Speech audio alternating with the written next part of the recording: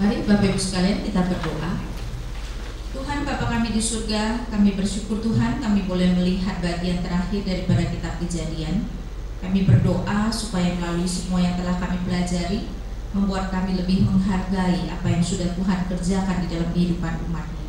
Dan kami berdoa Tuhan, kiranya Engkau terus berbicara kepada setiap kami juga, sehingga melalui kehidupan Yusuf terutama dan juga saudara-saudaranya, kami boleh belajar banyak tentang Engkau dan juga apa yang Tuhan ingin kami lakukan.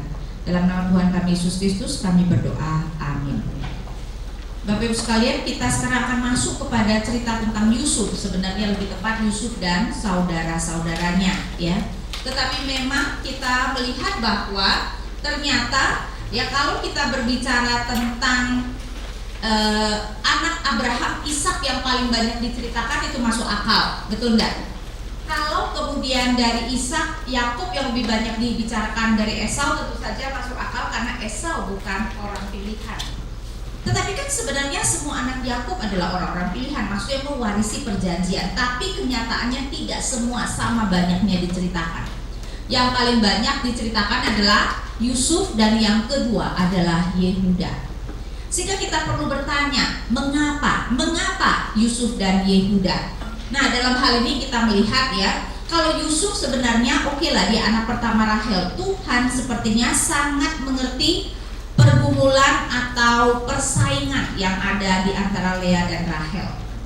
Karena itu menarik bahwa Tuhan kemudian memilih Yusuf dari keturunan Rahel dan Yehuda dari keturunan Lea. Nah, Yusuf adalah anak pertama Rahel. Oke lah, kita bisa mengerti Yusuf yang dipilih. Tetapi kenapa Yehuda dari Lea? Padahal Yehuda anak nomor berapa? 4. Jadi kenapa bukan Ruben, Simeon, dan Lewi? Nah, itu adalah karena sebelumnya ingat apa yang terjadi pada Ruben? Dia tidur dengan istri ayahnya, ya, sehingga out. Kemudian Simeon dan Lewi, persoalan Dina, ya, sehingga kita melihat sekarang yang paling penting karena berarti juga Simeon dan Lewi sudah kemudian tidak dianggap akan mendapatkan hak kesulungan adalah Yehuda. Nah, karena itu kita melihat Tuhan menunjukkan keadilannya terhadap Rahel dan Lea. Yusuf dan Yehuda mendapatkan hak kesulungan. Saudara-saudara, biasanya seorang itu mendapatkan hak kesulungan berarti dia mendapat kuasa dan dia mendapat 2 porsi. Nah, Tuhan kemudian membagi 2 hal ini sehingga Yusuf mendapatkan 2 porsi tanah, Yehuda nanti mendapatkan kuasa. Karena itu ketika Yakub mau meninggal dan dia memberkati 12 suku, ingat dia memberkati bahwa dari Yehuda nanti akan lahir raja. Jadi kita melihat bahwa karena itu kenapa ini adalah 2 tokoh yang paling penting. Tapi Yusuf digambarkan lebih penting atau Yehuda? Yusuf, mengapa?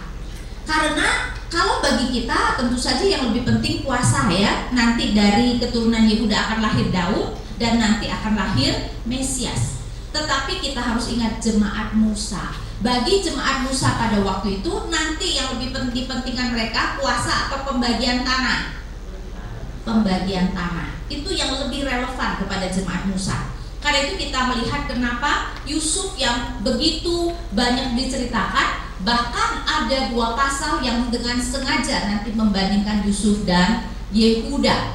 Karena itu kita melihat dulu ini. Yusuf dan saudara-saudaranya bergumul tentang masa depan, ya. Karena hari ini kita melihat banyak pasal, saya tidak akan banyak membaca. Saya rasa kebanyakan kita tahu ya cerita tentang Yusuf. Yusuf sangat dikasih oleh Yakub karena memang Yakub mengasihi Rahel. Karena itu kita melihat bahwa dia diberikan jubah yang indah sedangkan saudara-saudaranya tidak. Tapi rupanya Yakub yang tidak melakukan dengan hikmat ini membuat saudara-saudaranya membencinya. Sehingga ayat 4, setelah dilihat oleh saudara-saudaranya bahwa ayahnya lebih mengasihi Yusuf dari semua saudaranya, maka bencilah mereka itu kepadanya dan tidak mau menyapanya dengan ramah. Kemudian yang terjadi adalah Yusuf bermimpi, kan, ya, dan dia menceritakan mimpinya. Dan tentu saja itu membuat saudara-saudaranya semakin membenci dia, sehingga terulang lagi bahwa mereka membenci di ayat 5. Pada suatu kali bermimpilah Yusuf, lalu mimpinya itu diceritakan kepada saudara-saudaranya, sebab itulah mereka lebih benci lagi kepadanya. Bahkan di ayat 11 dikatakan mereka kemudian iri hati kepadanya. Rupanya Yakub itu tidak sadar, dan saya rasa Yusuf sendiri juga tidak sadar bahwa saudara-saudaranya itu benar-benar membenci dia.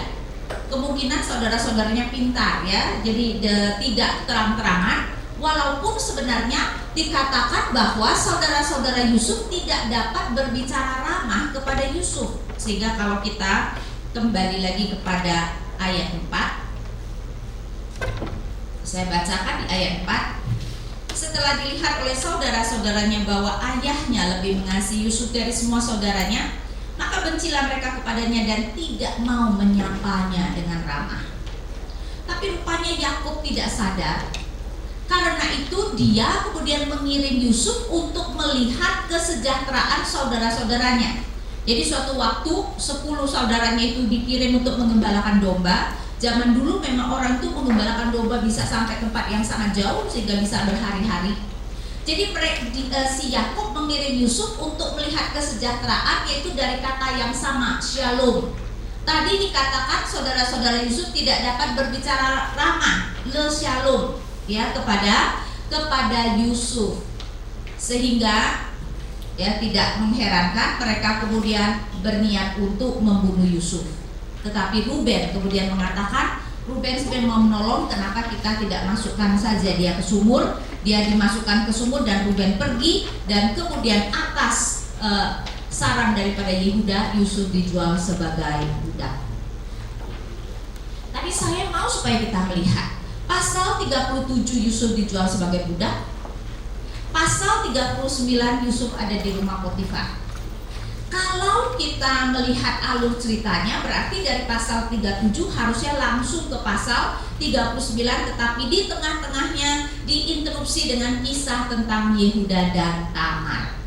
Nah, kalau kita melihat catatan yang seperti itu, kita perlu bertanya kenapa penulis melakukan menginterupsi kisah tentang Yusuf. Pasti ini merupakan sesuatu yang sengaja, ya. Karena itu kita harus melihat tapi rupanya masih ada sambungan, ya. Saudara-saudara Yusuf menipu Yakub dengan jubah Yusuf yang dicelupkan dalam darah kambing. Saudara-saudara, bandingkan Yakub dulu menipu ayahnya dengan masakan anak kambing dan memakai baju Esau. Lihat gak ya? Ya, jadi Yakub menipu dengan makanan dari anak kambing dan memakai baju Esau. Sekarang saudara-saudaranya menipu Yakub, ya, anak-anak Yakub menipunya dengan jubah si Yusuf dicelupkan ke darah anak kambing dan memakai baju Yusuf. Kemudian juga saudara-saudara Yusuf menyuruh mengantar jubah Yusuf kepada ayah mereka.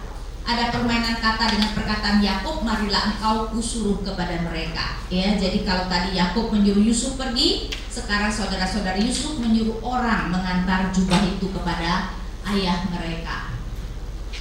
Jadi perhatikan perkembangan kisahnya 12-36 yang menunjukkan kesetiaan Yusuf, tetapi juga pengkhianatan saudara-saudara Yusuf, penipuan dan juga saudara-saudara Yusuf, dan kemudian keadaan. Kemudian kita akan masuk seperti yang tadi saya katakan. Kenapa pasal tentang Yehuda dan Tamar diberikan untuk menginterupsi kisah tentang Yusuf? Nah, itu biasanya terjadi kalau penulis mau membandingkan kedua pasal tersebut. Karena itu coba kita lihat perbandingan antara Yehuda dan Yusuf di dalam pasal 38 dan 39.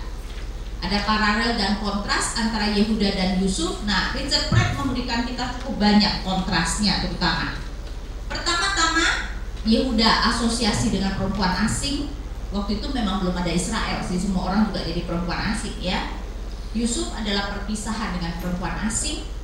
Yehuda melakukan dosa seks, Yusuf tidak melakukan dosa seks. Yehuda adalah pihak yang berkuasa.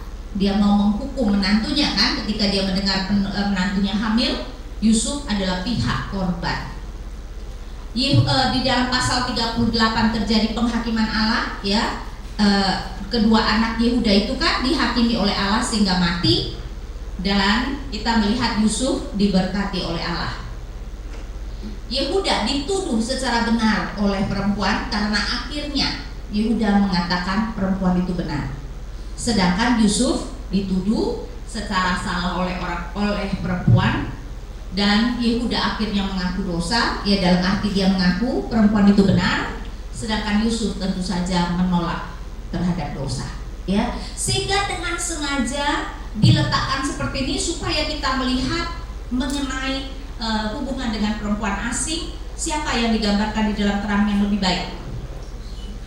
Yusuf, ya, karena memang tujuannya adalah untuk memberitahukan atau memberikan alasan kenapa Yusuf pantas mendapatkan 2 porsi tanah, supaya nanti ketika jemaat Musa, atau lebih tepatnya nanti jemaat Yosua, ketika mereka membagi tanah, mereka tidak mengeluh kenapa Yusuf mendapat 2 porsi tanah, Efraim dan Manase. Nah, sekarang kita melihat pasal 38, Yehuda dan Tamar. Dimulai dengan ayat 1, pada waktu itu Yehuda meninggalkan saudara-saudaranya. Ayat 2 di situ Yehuda melihat anak perempuan seorang Kanaan. Nama orang itu ialah Sua. Lalu Yehuda kawin dengan perempuan itu dan menghamilinya. Menikah dengan perempuan Kanaan boleh enggak? Tidak boleh. Memang pada waktu itu tidak ada Israel, tetapi Abraham ingat berkata kepada hambanya, menyuruh bersumpah bahwa apapun yang terjadi dia tidak boleh mencarikan istri bagi Ishak dari antara Kanaan. Kemudian Ishak juga berkata begitu kepada Yakub, ya, yaitu 28 ayat 1. 28 ayat 1, kemudian Ishak memanggil Yakub lalu memberkati dia serta memesankan kepadanya, katanya, janganlah mengambil istri dari perempuan Kanaan. Mengapa? Karena nanti kan mereka akan membunuh orang Kanaan. Sehingga kita melihat Yehuda melakukan sesuatu yang sangat besar kesalahannya, ya. Karena itu hampir menghancurkan keluarganya. Dan memang ternyata anak-anaknya jahat di mata Tuhan, terutama anak pertama, yang kedua kita tidak diberitahu apa kejahatannya, tapi anak yang pertama jahat di mata Tuhan, Tuhan mematikan dia. Jadi anak yang kedua kemudian harus menikahi janda karena apa? Karena janda yaitu Tamar belum punya anak. Jadi rupanya di dalam dunia kuno sudah dimengerti mengenai pernikahan ipar, bahwa saudara harus menikahi janda saudaranya kalau tidak punya anak. Tujuannya anak pertama akan menyandang nama saudaranya yang sudah meninggal, ya. Jadi anak pertama laki-laki akan menjadi anak saudaranya. Tapi rupanya si Onan yang merupakan anak yang kedua juga melakukan kejahatan, ya. Jadi kalau kita melihat ayat 9, tetapi Onan tahu bahwa bukan ia yang empunya keturunannya nanti, sebab itu setiap kali ia menghampiri istri kakaknya itu ia membiarkan maninya terbuang, supaya ia jangan memberi keturunan kepada kakaknya. Itu juga dianggap jahat oleh Tuhan. Tuhan juga mematikan dia. Dari kata Onan itulah muncul kata Onani, ya. Nah, sekarang Yehuda masih mempunyai anak yang ketiga. Seharusnya anak ketiga itu diberikan kepada Tamar, tetapi Yehuda memakai alasan anaknya masih kecil, biar Tamar pulang ke rumah orang tuanya. Dan Tamar melihat setelah anak yang ketiga itu sudah dewasa, ya, yang terjadi adalah apa? Yehuda tidak mau memberikannya. Dan dia kemudian mendengar bahwa mertuanya itu datang ke daerah dia. Jadi karena ternyata Yehuda istrinya sudah meninggal, ya, dia datang, dan Tamar kemudian menyamar menjadi perempuan sundal dengan bercadar, dan kemudian mereka melakukan hubungan.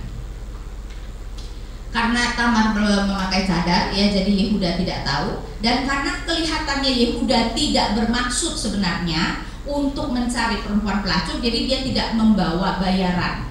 Karena itu dia meninggalkan materainya serta tongkatnya, dan besok dia akan menyuruh orang membawa anak kambing, dan dia akan mengambil materai dan tongkatnya. Tetapi keesokan harinya ketika dicari, Tamar sudah tidak ada. Kemudian selang beberapa waktu dia mendengar bahwa menantunya hamil. Karena itu dia mau menghukum mati menantunya. Tetapi kemudian Tamar menunjukkan materai dan tongkat, ya, ayah daripada bayinya. Karena itu kemudian Yehuda mengatakan perempuan itu benar.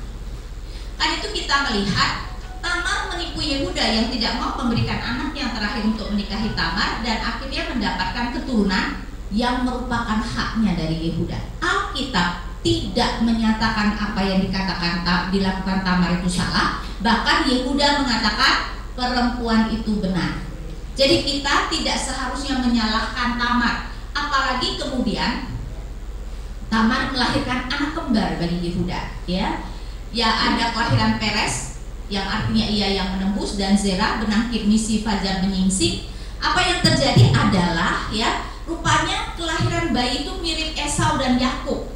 Karena si Zerah tangannya muncul dulu, karena itu si bidan kemudian mengikat benang merah.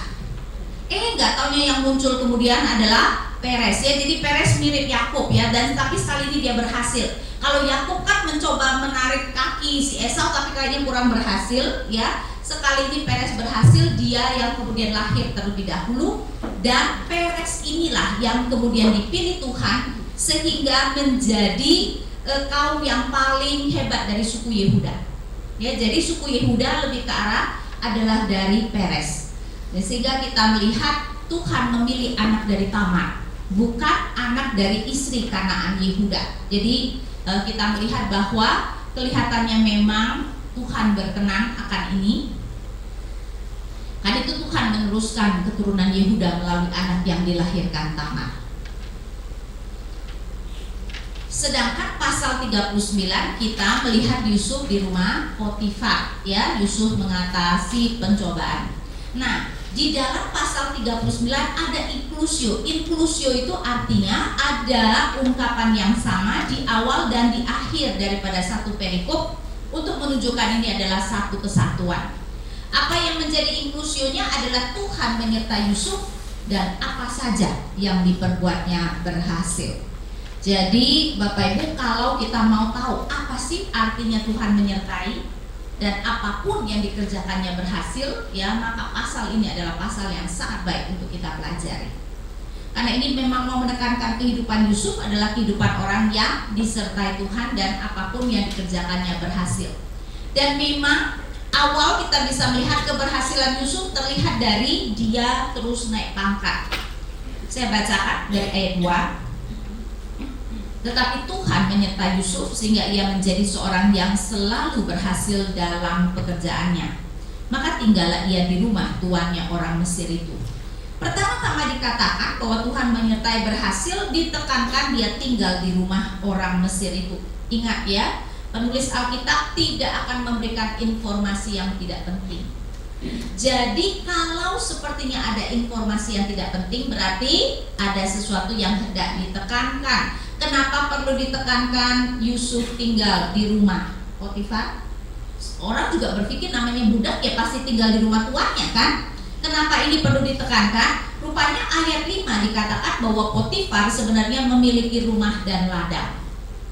Nah, kita perlu mengerti bahwa budak di dalam dunia kuno itu ada jenjang karirnya, ya.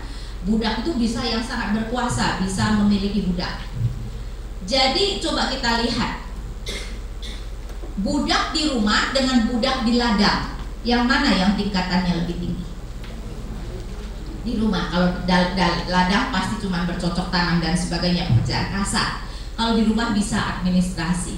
Kan itu kita melihat ditekankan Tuhan menyertai Yusuf sehingga dia tidak mulai dari bawah. Di rumah berarti lebih banyak kesempatan untuk juga diperhatikan oleh tuannya.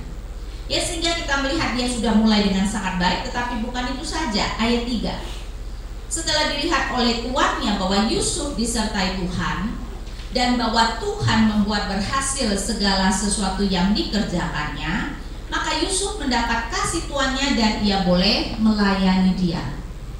Jadi mulai diperhatikan. Kita harus mengerti dalam dunia kuno orang kaya bisa banyak sekali budak, dan Potifar adalah pejabat tinggi, kepala pengawal raja. Ingat Abraham ketika mau berperang dengan orang-orang yang menangkap orang Sodom, berapa budaknya? 318. Kalau sampai ratusan budak berarti kira-kira si tuan tahu nggak setiap budaknya? Nggak bakalan, ya. Orang kalau sudah punya 10 anak saja, apalagi nanti sudah cucunya sendiri juga dia kagak inget kali namanya, ya. Sehingga kita melihat apalagi seperti ini. Karena itu di dia kalau sudah mendapat perhatian dari budaknya, dari tuannya, berarti dia sudah lebih ya meningkat lagi. Dan kemudian dikatakan ayat 4 kan, maka Yusuf mendapat kasih tuannya dan ia boleh melayani dia. Budak yang secara khusus melayani tuannya. Tingkat tinggi kan? Sudah tingkat tinggi. Saya rasa mungkin cuma 1-2 budak yang benar-benar ya diangkat untuk secara khusus melayani tuannya. Dan karena itu dikatakan juga kepada Yusuf diberikannya kuasa atas rumahnya dan segala miliknya diserahkannya pada kekuasaan Yusuf. Nah, ini yang biasanya kita mengerti, Tuhan menyertai dan apapun yang dikerjakannya berhasil ya. Jadi ini terjadi. Tapi ini bukan satu-satunya. Kemudian kita lihat juga kekuatan Yusuf adalah dia manis sikapnya dan elok parasnya. Tapi hati-hati, kekuatan kita bisa menjadi sumber tantangan. Karena ternyata ini kemudian menjadi sumber tantangan karena istri Potifar kemudian jatuh cinta dengan dia. Ya, kalau Yusuf cuma mempunyai salah satu kualitas, ya misalnya manis sikap tapi jelek, ya, walaupun disenangi mungkin istri Potifar tidak akan tergila-gila. Atau cakep sekali tetapi ya nyebelin gitu kan, ya, istri Potifar juga tidak akan tergila-gila. Tetapi ini kombinasi yang sangat menakjubkan sehingga istri Potifar tergila-gila.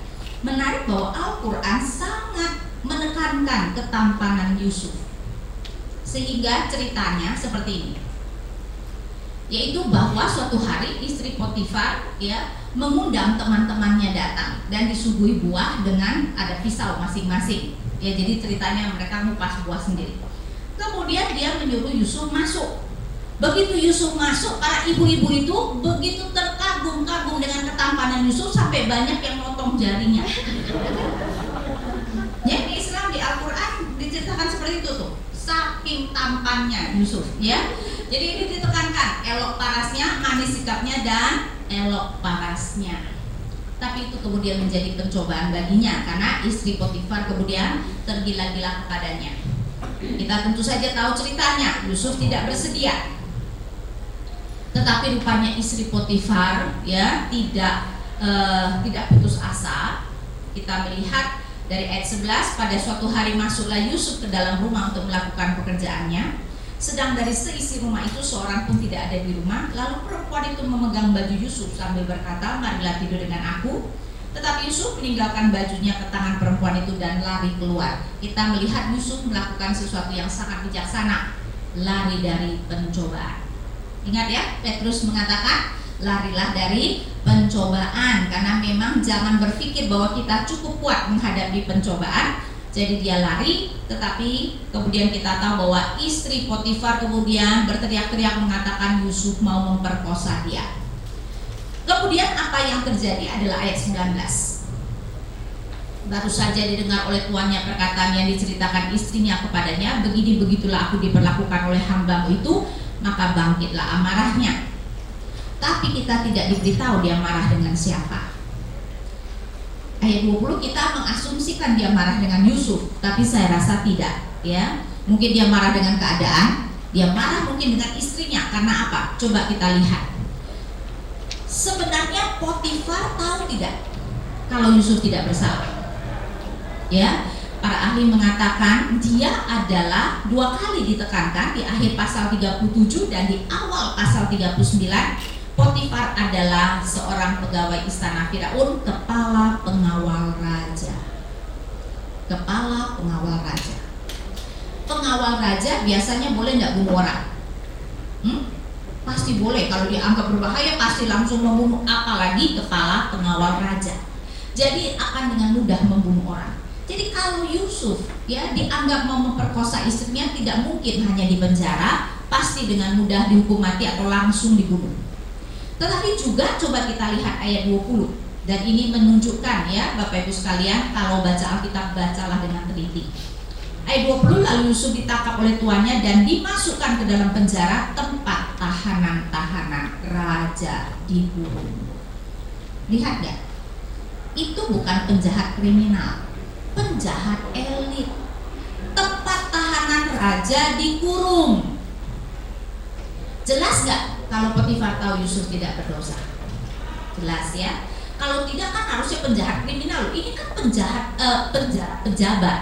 Karena itu kenapa nanti Yusuf bertemu dengan juru minuman dan juru roti raja yang kedudukannya sangat tinggi.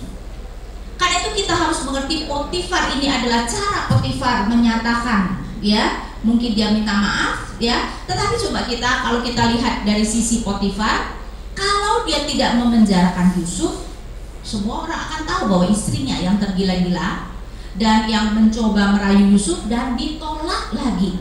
Tuh muka mau taruh di mana? Iya enggak? Jadi mau tidak mau dia harus ya kemudian menghukum Yusuf. Karena itu ini adalah cara dia meletakkan di penjara tempat tahanan raja. Karena itu ya, saudara-saudara, baca Alkitab, baca teliti. 1-2 kata mengubah arti, betul enggak? Ya, sehingga kita melihat itu yang terjadi.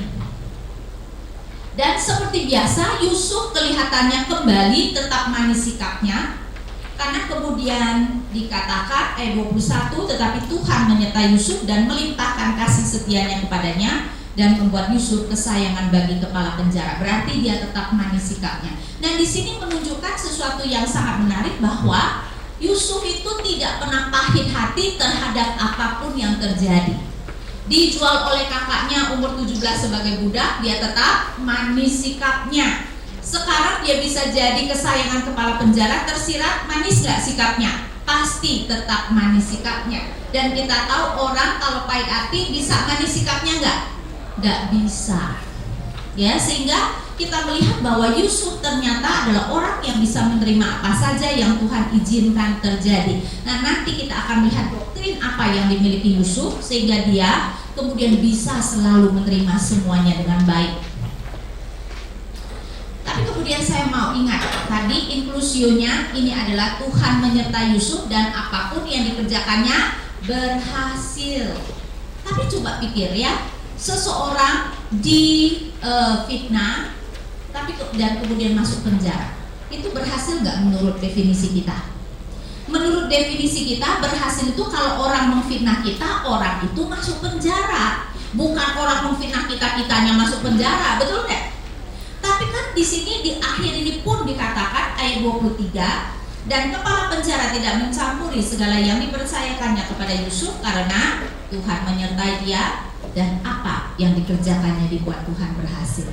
Jadi apa yang dimaksud dengan apa yang dikerjakannya dibuat Tuhan berhasil? Nah, untuk itu kita harus lihat definisi Alkitab tentang orang yang berhasil. Ternyata orang yang berhasil bukan berarti orang yang tidak bisa dijahati orang. Yusuf dijahati, dia masuk penjara. Kita tahu nabi-nabi banyak gak yang dijahati? Banyak, bahkan dibunuh. Para rasul pun kebanyakan mereka mati martir. Ya, sehingga kita melihat berhasil bukan berarti bahwa tidak mungkin dicelakakan oleh orang lain. Tetapi berhasil berarti orang yang taat kepada Tuhan walaupun harus membayar harga. Orang yang akan selalu taat kepada Tuhan. Bukankah itu yang berhasil di mata Tuhan? Karena Tuhan hanya minta satu hal, yaitu kita selalu taat. Sehingga kita melihat Yusuf adalah orang yang berhasil. Dia selalu taat kepada Tuhan. Dia adalah orang yang cerdas. Saya yakin dia tahu, dia terus menolak istri Potifar, suatu hari dia harus bayar harga.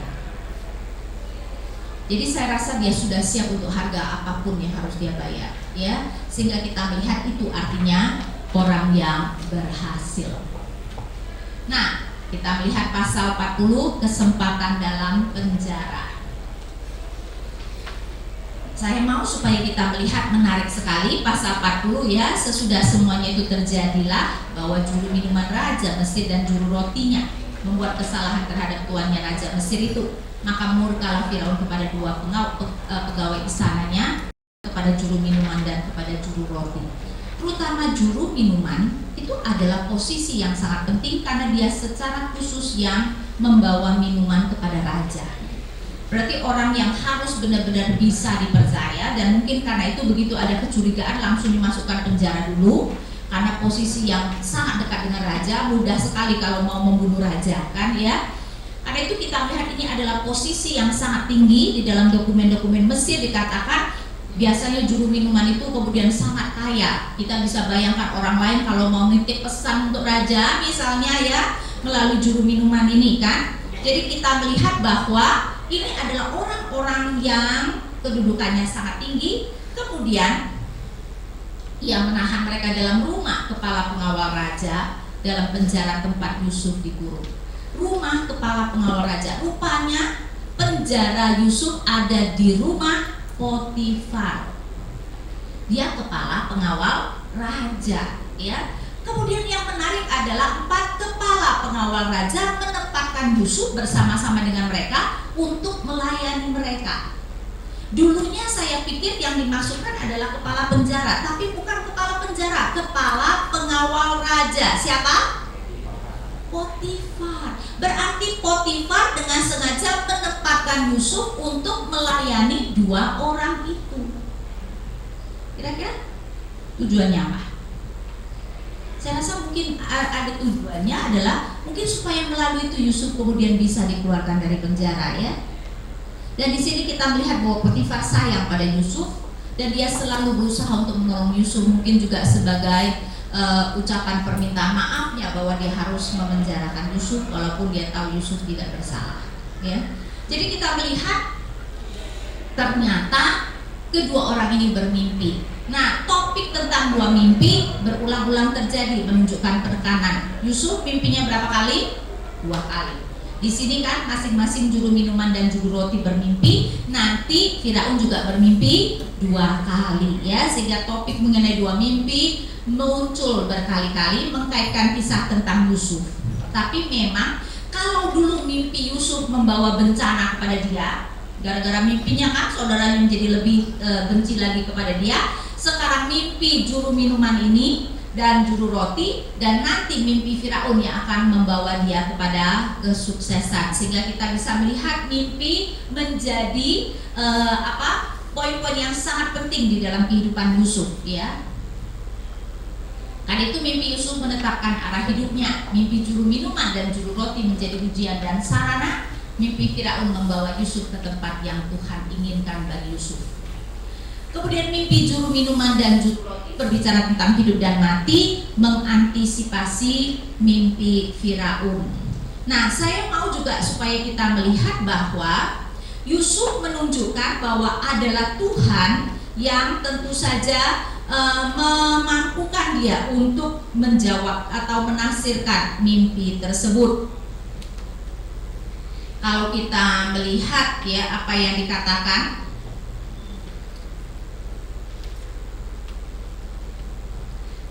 Yusuf bertanya kepada kedua orang itu, kenapa muka mereka muram? Ayat 8, jawab mereka kepadanya, kami bermimpi tetapi tidak ada orang yang mengartikannya. Di dalam dunia kuno mereka sangat percaya mimpi itu penting. Apalagi dua-duanya bermimpi, apalagi mereka dalam penjara menentukan kan keputusan raja, itu menunggu keputusan raja. Lalu kata Yusuf kepada mereka, bukankah Allah yang menerangkan arti mimpi? Ceritakanlah kiranya mimpimu itu kepadaku.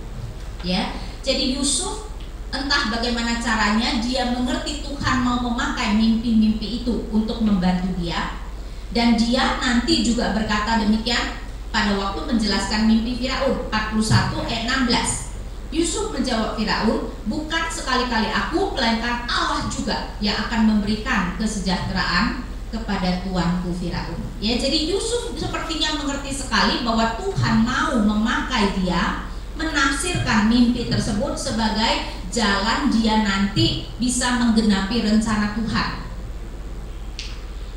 Jadi kita melihat dia akhirnya bisa menjelaskan mimpi tersebut. Karena itu kalau kita melihat struktur pasal 40 adalah seperti ini.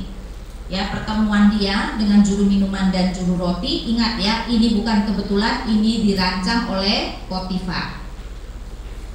Kemudian pertanyaan, Yusuf melihat mereka bermuram durja sehingga bertanya. Mimpi dan penjelasan itu adalah mengenai juru minuman, dan Yusuf kemudian meminta dia untuk ingat. Perhatikan bahwa ini adalah inti daripada perikop, sehingga ini merupakan bagian yang paling penting. Saya bacakan ayat 14 dan 15.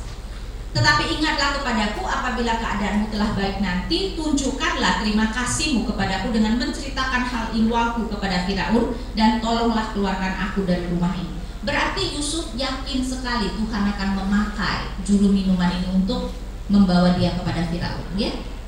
Kelihatannya Yusuf memang bisa melihat bahwa semuanya itu terjadi karena Tuhan sedang mengatur supaya apa yang menjadi mimpi Yusuf terjadi. Jadi kelihatannya dia mengerti sekali bahwa Tuhan sedang memakai semuanya itu. Karena itu dia kemudian minta untuk diingat. Dan kalau kita perhatikan, dia hanya meminta kepada juru minuman untuk ingat dia. Dia tidak meminta begitu kepada juru roti. Karena apa? 3 hari lagi juru roti bakal dipenggal kepalanya, ya. Percuma diminta mengingat. Tapi berarti Yusuf yakin tidak dengan tafsiran mimpinya?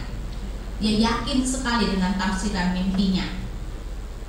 Mimpi dan penjelasan berikutnya adalah mengenai juru roti. 20-22 adalah penggenapan. Tetapi sayangnya di ayat 23 dikatakan seperti ini. Tetapi Yusuf tidaklah diingat oleh kepala juru minuman itu, melainkan dilupakannya, ya. Sehingga ini adalah sesuatu yang sangat disayangkan. Padahal inti perikop adalah Yusuf meminta supaya dia diingat, ya, supaya kemudian juru minuman itu sebenarnya menceritakannya kepada Firaun untuk melepaskan dia dari penjara. Tetapi memang waktu Tuhan belum tiba, sehingga kita melihat bahwa dia dilupakan. Dan 2 kali dikatakan tidak diingat, melainkan dilupakan, menunjukkan dia benar-benar totally forget, ya, benar-benar lupa total, ya, tentang Yusuf.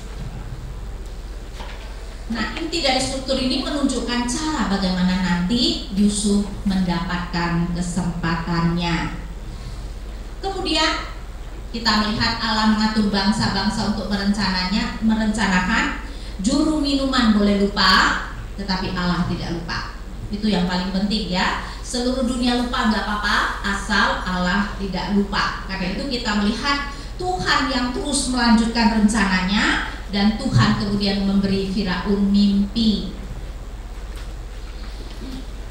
Yusuf menunjukkan bahwa Allah yang memberitakan apa yang dia sampaikan, ayat 16, dan kemudian memulai dan mengakhiri penjelasannya dengan menyebut nama Allah. Saya bacakan ayat 25, lalu kata Yusuf kepada Firaun, kedua mimpi tuanku itu sama, Allah telah memberitahukan kepada tuanku Firaun apa yang hendak dilakukannya.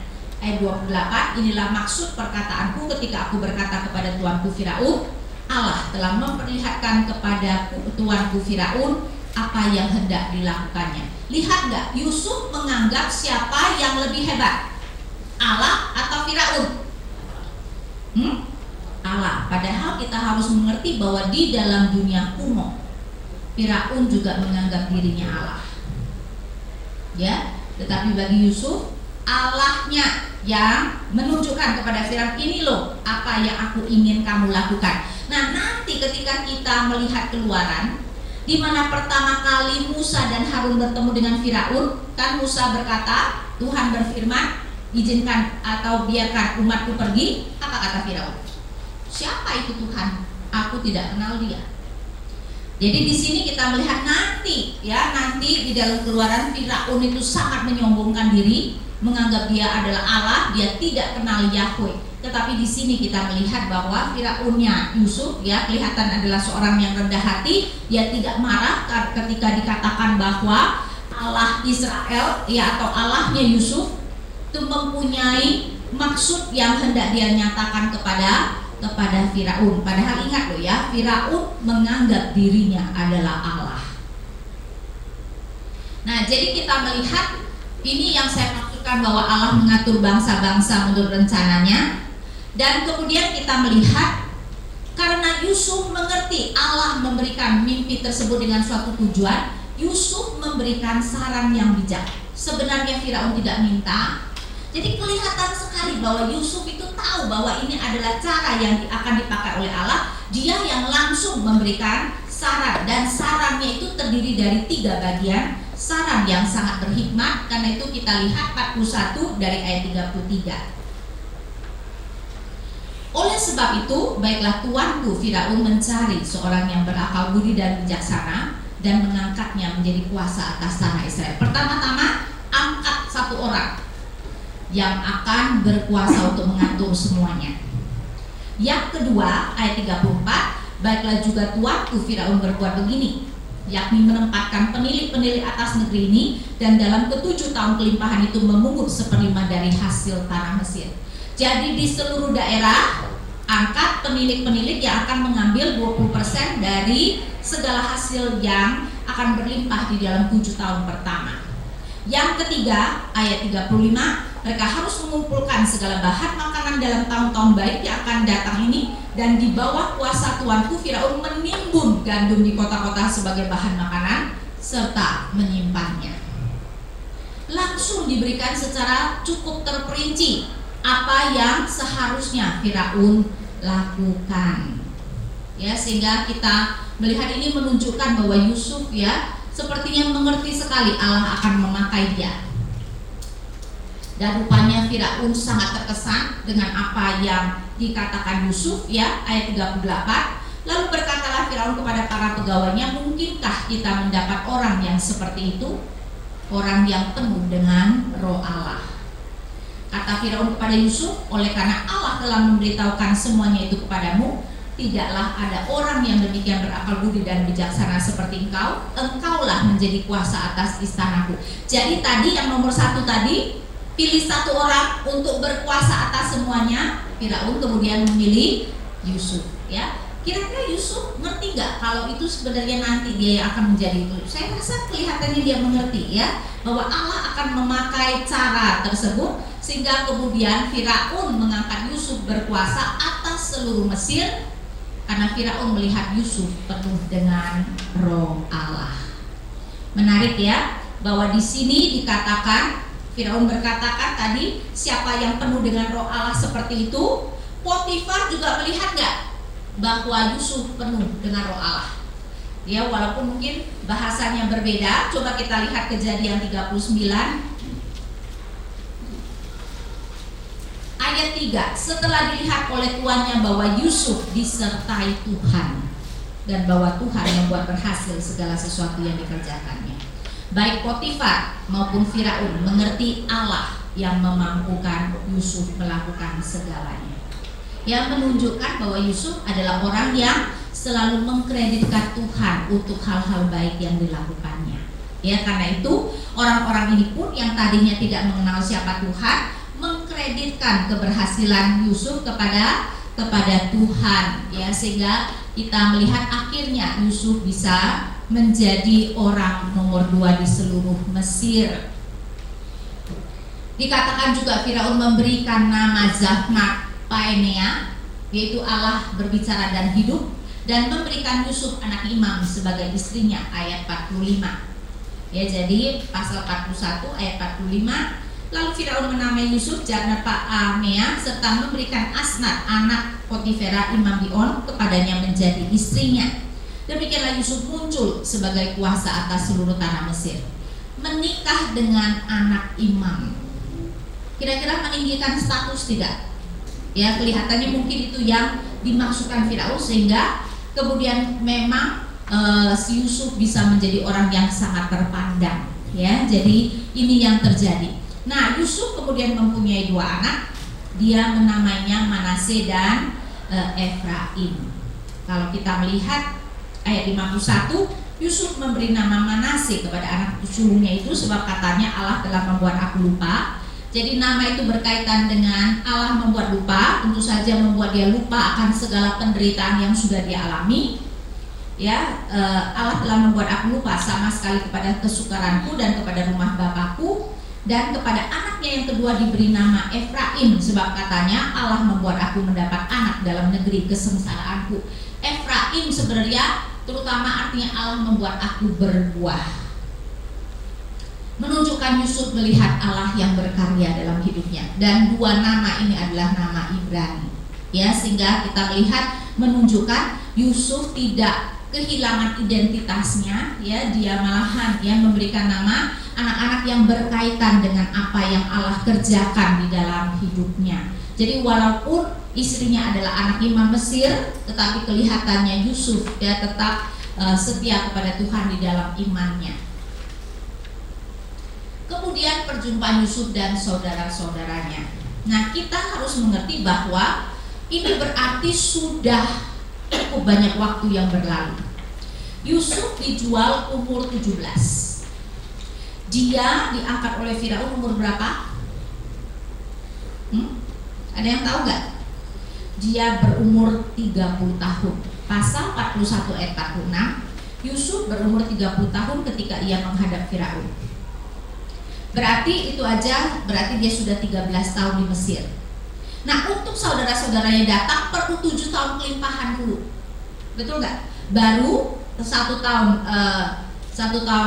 kelaparan, sehingga sudah 8 tahun plus 13 tahun, 21 tahun kemudian baru saudara-saudaranya datang. Ya, jadi kita harus tahu waktu berlalu sudah sangat banyak, dan itu juga membuat kita bisa mengerti kenapa mereka tidak mengenali Yusuf. Ya, umur 17 dengan umur nanti sudah besar berbeda. Lagi pula salah satu hal yang unik adalah orang-orang Yahudi, ya, penampilan orang Yahudi dan orang Mesir memang sangat berbeda. Orang Yahudi banyak punya janggut dan brewok. Orang Mesir, pernah lihat gak di film? Ada gak yang berjanggut dan brewok? Klimis. Jadi penampilan yang sangat berbeda. Ya, karena itu kenapa ketika Musa melarikan diri, mereka menganggap Musa orang Mesir, karena kan dia memang tadinya adalah pangeran Mesir, ya, sehingga klimis. Nah, sehingga kita bisa melihat bahwa tentu saja dengan, ya, Yusuf yang seperti itu, orang-orang ya juga tidak menyangka, ya, sehingga masuk akal kalau saudara-saudaranya tidak mengenali. Nah, kita melihat bahwa waktu Yusuf berjumpa dengan saudara-saudaranya, dia menunjukkan sikap dia tidak percaya kepada mereka, menuduh mereka adalah mata-mata. Tujuannya apa? Saya tidak melihat bahwa Yusuf mau membalas dendam. Saya lebih melihat Yusuf sedang memuji saudara-saudaranya, karena dia mau supaya mereka menceritakan tentang Benyamin. Ketika mereka menuduh saudara-saudaranya, terpaksa kan saudara-saudara harus menceritakan keadaan mereka. Karena cuma 10 dari mereka yang datang, Benyamin tidak ikut. Karena apa? Karena Yakub tidak memperbolehkan Benyamin, ya. Setelah Yusuf tidak ada, kasih sayang Yakub ditumpahkan kepada Benyamin, karena memang dari istri yang dicintainya Rahel hanya punya 2 anak, Yusuf dan Benyamin. Jadi 10 saudara ini yang kemudian pergi. Kenapa perlu sampai 10? Kita perlu pikirin, ya. Mereka tuh akan membeli persediaan untuk 1 tahun. Sedangkan keluarga mereka nanti dikatakan keluarga dari Yakub 66 orang itu cuma laki-lakinya dari keturunan Yakub yang nanti pindah ke Mesir. 66 orang itu tidak termasuk istri-istri dan tidak termasuk anak cucu perempuan. Berarti keluarga itu setidak-tidaknya kita berbicara tentang 100-200an orang. Membeli makanan untuk 100-200 orang selama 1 tahun. Banyak gak? Hah? Bayangkan, ya, kita aja belum pernah tuh, ya, beli beras untuk langsung 1 tahun, ya. Itu cuma keluarga kecil kan? Kita bisa bayangkan. Karena itu kenapa perlu sampai 10 orang, ya. Karena kan pasti akan harus menjaga, walaupun memakan misal binatang-binatang kan perlu dijaga. 1 orang kalau 20 ekor misalnya keledai begitu, ya, atau unta yang dipakai kan, itu sangat susah untuk menjaganya. Atau kemungkinan dikatakan bahwa setiap orang ada kuotanya yang boleh dibeli, ya. Sehingga kita melihat mereka perlu mengirim 10 orang. Nah, Yusuf menuduh mereka sebagai mata-mata, dan kita melihat apa yang terjadi dari pasal 42. Jadi mereka juga ditahan selama 3 hari. 42 ayat 18, pada hari yang ketiga berkatalah Yusuf kepada mereka, buatlah begini, maka kamu akan tetap hidup, aku takut akan Allah. Jika kamu orang jujur, biarkanlah dari kamu bersaudara tinggal seorang terkurung dalam rumah tahanan, tetapi pergilah kamu, bawalah gandum untuk meredahkan lapar seisi rumahku. Tetapi saudaramu yang bungsu itu haruslah kamu bawa kepadaku, supaya perkataanmu itu ternyata benar dan kamu jangan mati. Demikianlah diperbuat mereka. Jadi Yusuf akan menahan salah satu dari mereka. Dan sekali tahan bukan 1-2 hari, 1 tahun berarti kan, ya, sampai nanti mereka kembali.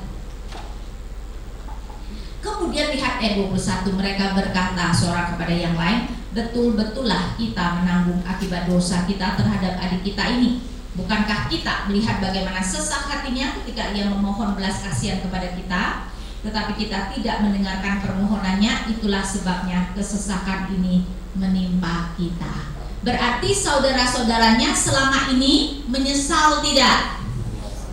Sudah menyesal dan merasa bersalah. Dan kita tahu kalau kita menyesal dan merasa bersalah, ketika ada malapetaka, kita akan menganggap itu sebagai hukuman terhadap itu. Ya, karena itu mereka menganggap apa yang terjadi pada mereka sebagai hukuman karena mereka menjual Yusuf. Nah, dalam hal itu kita melihat 22, lalu Ruben menjawab mereka, bukankah dahulu kukatakan kepadamu, janganlah kamu berbuat dosa terhadap anak itu, tetapi kamu tidak mendengarkan perkataanku, sekarang darahnya dituntut daripada kita. Ingat ya, Ruben tadinya berniat untuk menyelamatkan, menyuruh Yusuf ditaruh di sumur. Dia tidak tahu ketika Yusuf kemudian dijual. 23, tetapi mereka tidak tahu bahwa Yusuf mengerti perkataan mereka, sebab mereka memakai seorang juru bahasa. Maka Yusuf mengundurkan diri dari mereka lalu menangis. Kira-kira kenapa ya dia menangis? Mungkin dia terharu bahwa ternyata ya saudara-saudaranya menyesal terhadap apa yang mereka lakukan. Dan mungkin juga terharu bahwa Ruben ternyata berusaha untuk menolong dia. Dan karena itulah kita melihat ya, kemudian dia kembali kepada mereka dan berkata-kata dengan mereka. Lalu ia mengambil Simeon. Dia tidak mengambil Ruben. Mungkin dia mendengar Ruben tadinya berusaha menolong, jadi Simeon yang ditahan. Nah, ada kemungkinan dia tahu bahwa Simeon biang keladinya barangkali ya. Simeon kan terkenal dengan kekerasan kan. Dia ingat persoalan Dina ya, Simeon dan Lewi. Kemungkinan itu adalah usul Simeon mungkin, karena Simeon yang lebih besar dari Lewi. Karena itu Simeon yang akhirnya ditahan ya, dan nanti mereka harus datang membawa Benyamin. Kemudian kita melihat apa yang terjadi adalah mereka pulang. Ternyata uang itu semuanya dikembalikan Yusuf ya, sehingga ketika mereka membuka karung makanan, uang mereka semua ada, dan itu membuat mereka tambah ketakutan. Ya, berpikir waduh nanti kan itu bisa menjadi bahan mereka dituduh dengan lebih lagi. Tetapi ternyata Yusuf tidak mempersoalkan uang yang memang dia kembalikan. Nah, setelah itu tentu saja kelaparan akan berlangsung 7 tahun. Karena itu Yusuf yakin mereka akan datang kembali. Dan memang ketika persediaan menipis, ini yang dikatakan oleh Ruben. Ayat 37 ya, 42 dari ayat 37. Lalu berkatalah Ruben kepada ayahnya, kedua anakku laki-laki boleh engkau bunuh jika ia tidak kubawa kepadamu. Maksudnya dia berkata bahwa dia akan pergi lagi tetapi harus membawa Benyamin. Ayat 38, tetapi jawabnya, anakku itu tidak akan pergi ke sana bersama-sama dengan kamu, sebab kakaknya telah mati dan hanya dialah yang tinggal. Jika dia ditimpa kecelakaan di jalan yang akan kami tempuh, maka tentulah kamu akan menyebabkan aku yang ubanan ini turun ke dunia orang mati karena duka cita. Kelihatannya Alkitab mau menggambarkan Ruben memang sudah tidak dilihat sebagai pemimpin ya. Yakub juga tidak mau mendengarkan apa yang dikatakan Ruben. Karena itu pasal 43 kita melihat Yehuda lah yang kemudian menyarankan dan akhirnya yang bisa membujuk ayahnya untuk bisa membawa Benyamin. Kalau kita perhatikan ya, maka di dalam seluruh cerita itu Yehuda memang dilihat sebagai pemimpin ya. Karena itu coba kalian perhatikan, dulu Yusuf dijual gara-gara Yehuda. Di sini nanti Yehuda yang berhasil membujuk Yusuf untuk mereka membawa Benyamin, dan nanti ketika Yusuf dengan sengaja kemudian membuat perangkap sehingga Benyamin dituduh mencuri cawan, Yehuda juga yang menjadi juru bicaranya. Ya, sehingga kita melihat ini adalah cara penulis mau menunjukkan Yehuda lah yang kemudian berfungsi sebagai pemimpin. Ingat, dari keturunannya nanti akan muncul raja. Jadi selalu kelihatan Yehuda ya. Jadi 43. Tetapi hebat sekali kelaparan di negeri itu, dan setelah gandum yang dibawa mereka dari Mesir habis dimakan, mungkin maksudnya hampir habis, berkatalah ayah mereka, pergilah pula membeli sedikit bahan makanan untuk kita. Lalu Yehuda menjawabnya, orang itu telah memperingatkan kami dengan sungguh-sungguh, kamu tidak boleh melihat mukaku jika adikmu itu tidak ada bersama-sama dengan kamu.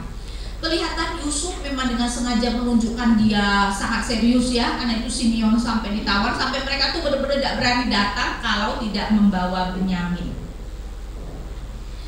Dan kalau kita melihat ya, Yehuda kemudian mengatakan bahwa dia akan bertanggung jawab. 8. Lalu berkatalah Yehuda kepada Israel ayahnya, biarkanlah anak itu pergi bersama-sama dengan aku, maka kami akan bersiap dan pergi, supaya kita tetap hidup dan jangan mati, baik kami maupun kau dan anak-anak kami. Akulah yang menanggung dia.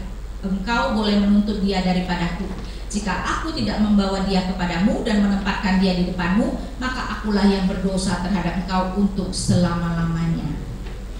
Dan Yakub akhirnya setuju, walaupun memang keadaan mungkin juga memang sangat mendesak ya, sehingga akhirnya Yakub setuju mereka membawa Benyamin ya.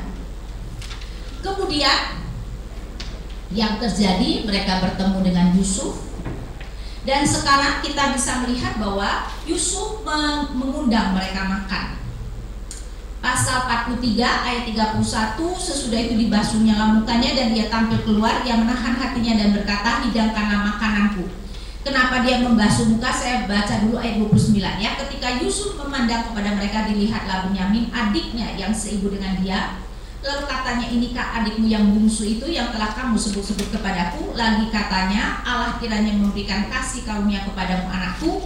Lalu segeralah Yusuf pergi dari situ sebab hatinya sangat terharu merindukan adiknya itu. Sudah 2 kali Yusuf terharu ya. Pertama kali ketika mendengar apa yang dikatakan oleh saudara-saudaranya bahwa mereka merasa bersalah, dan sekarang ketika bertemu dengan Benyamin. Jadi 31, sesudah itu dibasuhnya mukanya dan dia tampil keluar, ia menahan hatinya dan berkata, hidangkanlah makanan. Saudara, di sini ada ironi sebenarnya. Yusuf mengundang mereka makan. Dulu ketika Yusuf dibuang ke sumur, ingat gak apa yang mereka lakukan? Kalau kita melihat Kejadian 37 ayat 25 ya, 24 dikatakan mereka membawa dia dan melemparkan dia ke dalam sumur. 25, kemudian duduklah mereka untuk makan ya, kemudian duduklah mereka untuk makan. Jadi sedang si Yusuf ada di sumur, mereka dengan tenang-tenang makan. Sekarang Yusuf mengundang mereka makan ya, mau menyatakan betapa sebenarnya ini adalah sesuatu yang sangat ironis. Nah, kembali kepada undangan Yusuf ayat 32 ya. Lalu dihidangkanlah makanan bagi Yusuf tersendiri, bagi saudara-saudara tersendiri, dan bagi orang-orang Mesir yang bersama-sama makan dengan mereka itu sendiri, sebab orang Mesir tidak boleh makan bersama-sama dengan orang Ibrani, karena hal itu suatu kekejian bagi orang Mesir. Mengapa? Rupanya orang Mesir menganggap peternak atau mereka yang memakan lembu ataupun domba sebagai orang yang menjijikkan. Rupanya itu adalah tabu bagi orang Mesir ya, karena itu mereka kemudian tidak akan pernah makan bersama-sama dengan orang Yahudi yang adalah peternak seperti itu. Karena itu walaupun Yusuf adalah orang yang tinggi kedudukannya, kelihatannya dia tidak makan bersama-sama dengan orang Mesir. 33, saudara-saudara itu duduk di depan Yusuf, dari yang sulung sampai yang bungsu, sehingga mereka berpandang-pandangan dengan heran. Lalu disajikan kepada mereka hidangan dari meja Yusuf, tetapi yang diterima Benyamin adalah 5 kali lebih banyak daripada setiap orang yang lain. Benyamin mendapat 5 porsi. Itu bagus untuk Benyamin apa enggak? Kira-kira bagus untuk Benyamin apa enggak? Enggak ya, kalau dia harus makan habis dia bakal aduh enaknya sekali ya. Sehingga kita harus melihat itu bukan karena Yusuf sayang Benyamin, tetapi karena dia mau menguji saudara-saudaranya. Karena itu bukan untuk kebaikan Benyamin. Ya, ingat dulu saudara-saudaranya selalu iri kepada dia karena dia diperlakukan dengan spesial. Jadi dia dengan sengaja memperlakukan Benyamin dengan spesial karena dia mau tahu apakah saudara-saudaranya akan iri kepada Benyamin seperti mereka iri dengan dia. Tapi rupanya saudara-saudara iri enggak? Kelihatannya tidak, karena dikatakan lalu minumlah mereka dan bersukaria bersama-sama dengan dia. Tetapi ini baru awal dari ujian Yusuf ya, sehingga kita tahu ceritanya mereka kemudian disuruh pulang, tetapi di karung Benyamin dimasukkan piala minum, cawan minum Yusuf. Nah, tentu saja kemudian mereka dituduh dan dicari, ya, dicari. Di sini kita melihat Yehuda berkata, pasal 44 ayat 9, pada siapa dari hamba-hambamu ini kedapatan piala itu, biarlah ia mati. Juga kami ini akan menjadi budak tuanku. Berarti Yehuda yakin sekali, nggak ada di antara mereka yang akan mencuri, ya enggak ya, sampai berani mengatakan biarlah ia mati. Tetapi juga menarik, juga kami ini akan menjadi budak tuanku. Berarti tersirat Yehuda mengerti prinsip yang memang sangat penting di dalam dunia kuno, yaitu mengenai corporate solidarity. Jika ada anggota keluarga, anggota masyarakat yang melakukan dosa, maka seluruh keluarga, seluruh masyarakat dianggap ikut berdosa, ya. Sehingga kalau ada salah satu dari mereka yang mencuri, Yehuda menganggap semuanya seharusnya menjadi budak. Nah, mereka kemudian mulai dicari. Apa yang terjadi?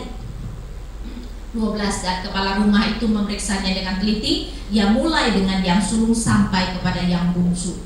Kita bisa bayangkan, pasti yang menegangkan bagi mereka adalah siapa? Karung Benyamin, ya. Kalau yang lain tidak kembali, ayah mereka nggak apa-apa, ya. Tapi ayah mereka tidak bisa kalau Benyamin yang tidak kembali. Dan memang maka kedapatanlah piala itu dalam karung Benyamin. Ayat 13, lalu mereka mengoyakkan jubahnya. Itu menunjukkan mereka sangat sedih, karena mereka bisa membayangkan apa yang akan terjadi kepada ayah mereka. Kemungkinan ini benar-benar bisa membunuh ayah mereka, ya. Karena itu kita melihat mereka sangat sedih sampai mengoyakkan jubahnya. Dan perhatikan Yehuda yang menjadi juru bicara dari ayat 14. Ketika Yehuda dan saudara-saudaranya sampai ke dalam rumah Yusuf, ya, penulis juga memakai Yehuda dan saudara-saudaranya, bukan Ruben dan saudara-saudaranya. Yusuf masih ada di situ, sujudlah mereka sampai ke tanah di depannya. Berkatalah Yusuf kepada mereka, perbuatan apakah yang kamu lakukan ini? Tidakkah kamu tahu bahwa seorang yang seperti aku ini pasti dapat menelaah? Bukan berarti Yusuf benar-benar bisa menelaah seperti itu. Ini semuanya kan rancangan Yusuf, tentu saja dia tahu, ya. Tapi ini adalah mau membuat mungkin mereka takut. Ayat 16, sesudah itu berkatalah Yehuda, apakah yang akan kami katakan kepada tuanku? Apakah yang akan kami jawab? Dan dengan apakah kami akan membenarkan diri kami? Allah telah memperlihatkan kesalahan hamba-hambamu ini. Menarik bahwa Yehuda tidak hanya mengacu kepada Benyamin, dia menganggap itu adalah salah mereka semua. Tapi mungkin juga supaya jangan fokus itu datang pada Benyamin. Maka kami ini budak tuankulah kami, baik kami maupun orang yang pada siapa kedapatan piala itu.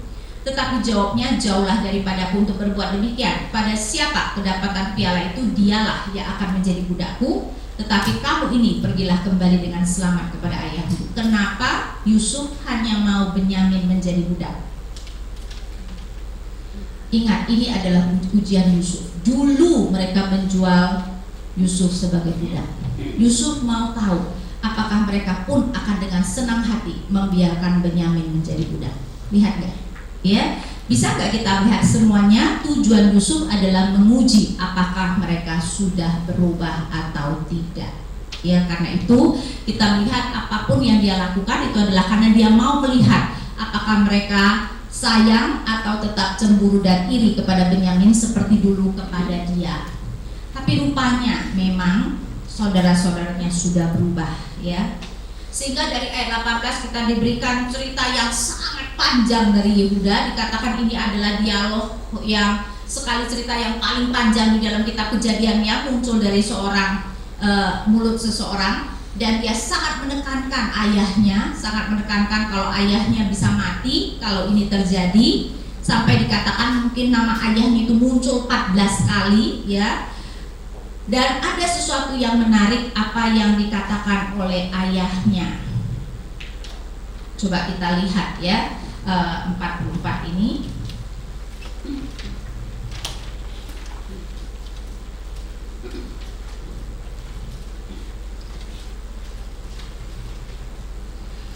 Saya bacakan dari ayat 26.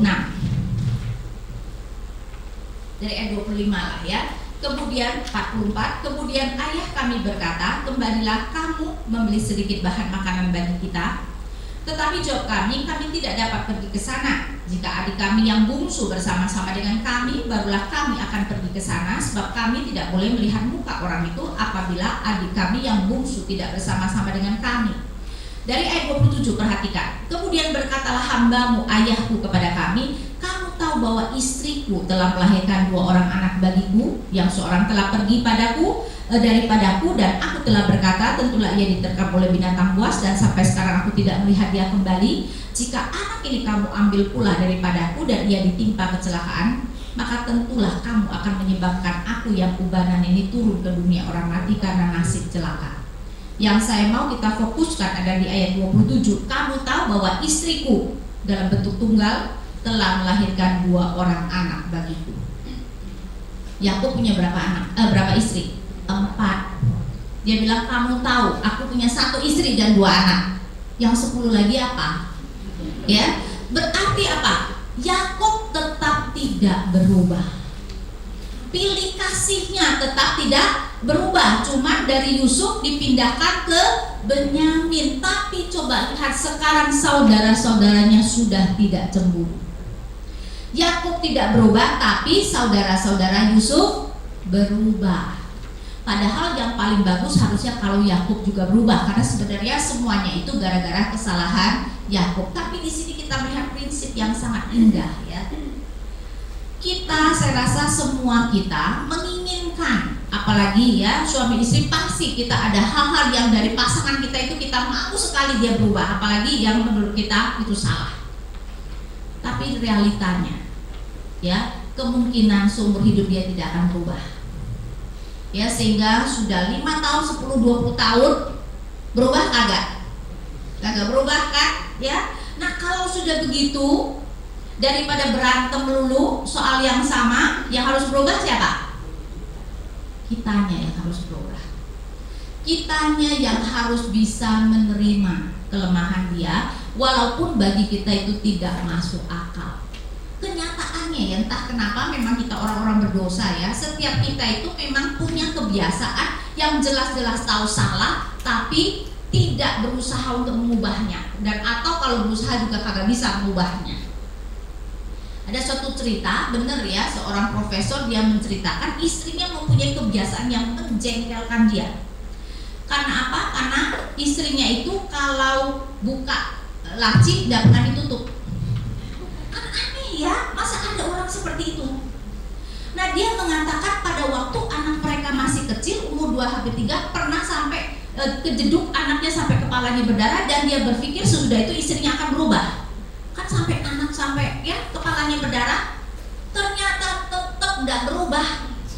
Walaupun istrinya juga pasti sangat menyesal ya, tapi tetap tidak bisa berubah loh. Sehingga akhirnya sekarang yang harus dia lakukan setiap melihat itu dia yang kemudian menutup lacinya, dan dia itu terus lakukan. Karena entah kenapa istrinya tidak bisa berubah, jadi dianya yang harus berubah. Kalau enggak dia akan panas hati terus kan, setiap kali melihat laci terbuka begitu panas hati kan. Ya, either kamu mau seumur hidup dengan panas hati, atau ya kamu yang harus belajar menerimanya. Nah itu Yakub tidak berubah. Tetapi yang luar biasa, saudara-saudara Yusuf sudah berubah, sehingga mereka melihat ayahnya yang begitu pilih kasih kepada Benyamin sudah tidak lagi menyakiti hati mereka. Saudara-saudara, saya rasa ini adalah tips yang sangat baik untuk kita ya, untuk terutama melihat kelemahan-kelemahan orang serumah kita. Kenyataannya memang orang sulit sekali berubah. Jadi kalau sudah begitu, kita yang harus berubah kalau kita mau keadaan berubah ya. Jadi ini yang terjadi. Jadi si Yehuda menceritakan apa yang terjadi, dan terutama dia menekankan bahwa ayahnya akan mati. Kita bisa bayangkan ketika Yusuf mendengarnya, akhirnya hatinya luluh. Apalagi memang sudah terbukti ya bahwa saudara-saudaranya sekarang sangat sayang kepada Benyamin. Apalagi Yehuda berkata seperti ini. dari 32 ya, pasal 44 dari 32, tetapi hambamu ini telah menanggung anak itu terhadap ayahku dengan perkataan, jika aku tidak membawanya kembali kepada bapa, maka akulah yang berdosa kepada bapa untuk selama-lamanya. Oleh sebab itu baiklah hambamu ini tinggal menjadi budak tuanku menggantikan anak itu, dan biarkanlah anak itu pulang bersama-sama dengan saudara-saudaraku. Sebab masakan aku pulang kepada ayahku, apabila anak itu tidak bersama-sama dengan aku tidak akan sanggup melihat nasib celaka yang akan menimpa ayahku. Ya, kita bisa mengerti kenapa Yusuf kemudian tidak tahan. Tapi kembali terjadi ironi. Ya, Alkitab selalu penuh dengan ironi. Yang dulu menyarankan Yusuf dijual siapa? Yehuda. Dan sekarang Yehuda menawarkan dirinya menjadi budak Yusuf. Ya. Jadi cara Alkitab bercerita, tetapi tentu saja cara Tuhan bekerja, kita bisa melihat ya, sangat luar biasa ya. Memang banyak sekali hal-hal di dalam kehidupan kita yang sebenarnya berkaitan dengan apa yang dulu kita lakukan. Akhirnya pasal 45, Yusuf akhirnya menunjukkan siapa dirinya, tetapi lihat bahwa ia tidak sakit hati terhadap mereka karena mengerti bahwa semua itu adalah dalam rencana Tuhan. Nah, saya mau supaya kita melihat pasal 45 terutama dari ayat 5. 45 dari ayat 5. Tetapi sekarang janganlah bersusah hati dan janganlah menyesali diri karena kamu menjual aku ke sini, sebab untuk memelihara kehidupanlah Allah menyuruh aku mendahului kamu. Lihat gak? Kamu menjual aku tetapi Allah yang menyuruh aku. Nah, ini baru kita bisa mengerti kalau mengerti bahwa Yusuf percaya doktrin Allah sebagai penyebab utama dari segala sesuatu. Karena itu melihat bahwa saudara-saudara yang menjual dia itu adalah cara Allah menyuruh Yusuf untuk datang. Cara Allah membuat Yusuf datang terlebih dahulu ke Mesir. Karena itu dia menekankan lagi ayat 6. Karena telah 2 tahun ada kelaparan dalam negeri ini, dan selama 5 tahun lagi orang tidak akan membajak atau menuai, maka Allah telah menyuruh aku mendahului kamu untuk menjamin kelanjutan keturunanmu di bumi dan untuk memelihara hidupmu sehingga sebagian besar daripadamu tertolong. Jadi Yusuf melihat bahwa di balik rencana daripada saudara-saudaranya ada rencana Allah, dan ini menjadi semakin jelas di dalam Kejadian 50 ayat 20. Yusuf berkata, ya, di mana setelah Yakub mati, saudara-saudaranya takut Yusuf mau membalas dendam, sekarang menawarkan diri sebagai budak, tetapi Yusuf sudah memaafkan mereka. Sehingga Kejadian 50 ayat 20, Yusuf berkata, memang kamu telah mereka-rekakan yang jahat terhadap aku, tetapi Allah telah mereka-rekakan yang untuk kebaikan, dengan maksud melakukan seperti yang terjadi sekarang ini, yakni memelihara hidup suatu bangsa yang besar. Ini yang membuat Yusuf tidak sakit hati dan bisa memaafkan saudara-saudaranya. Karena melihat bahwa di balik rancangan jahat mereka ada rancangan Allah yang baik. Saudara-saudara, kalau kita bisa benar-benar memegang doktrin ini dalam hidup kita, kita akan lebih bisa mengampuni orang yang jahat terhadap kita. Karena kita bisa melihat melampaui kejahatan orang-orang itu, bukan berarti mereka tidak jahat loh ya.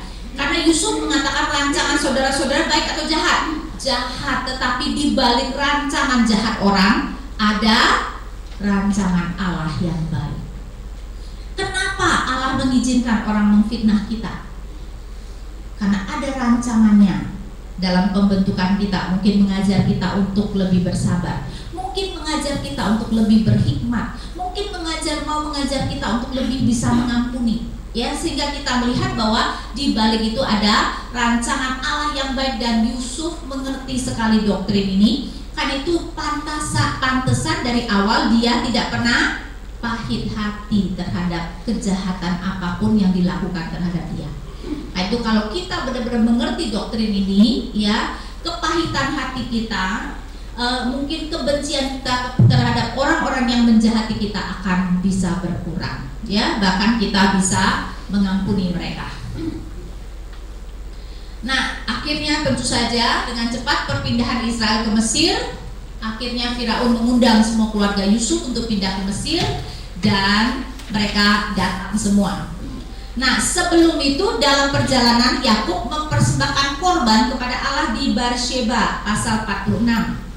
Menarik ini, sebelumnya juga di dalam pasal 28 sebelum Yakub berjumpa dengan Tuhan di Betel, dikatakan dia pergi dari Beersheba, ya, sehingga kelihatan ini juga mau menunjukkan satu siklus. Karena itu di dalam pasal 46 bahwa Yakub kemudian mempersembahkan pasal 46 ayat 1, jadi berangkatlah Israel dengan segala miliknya dan ia tiba di Beersheba, lalu dipersembahkan korban sembelihan kepada Allah Ishak ayahnya.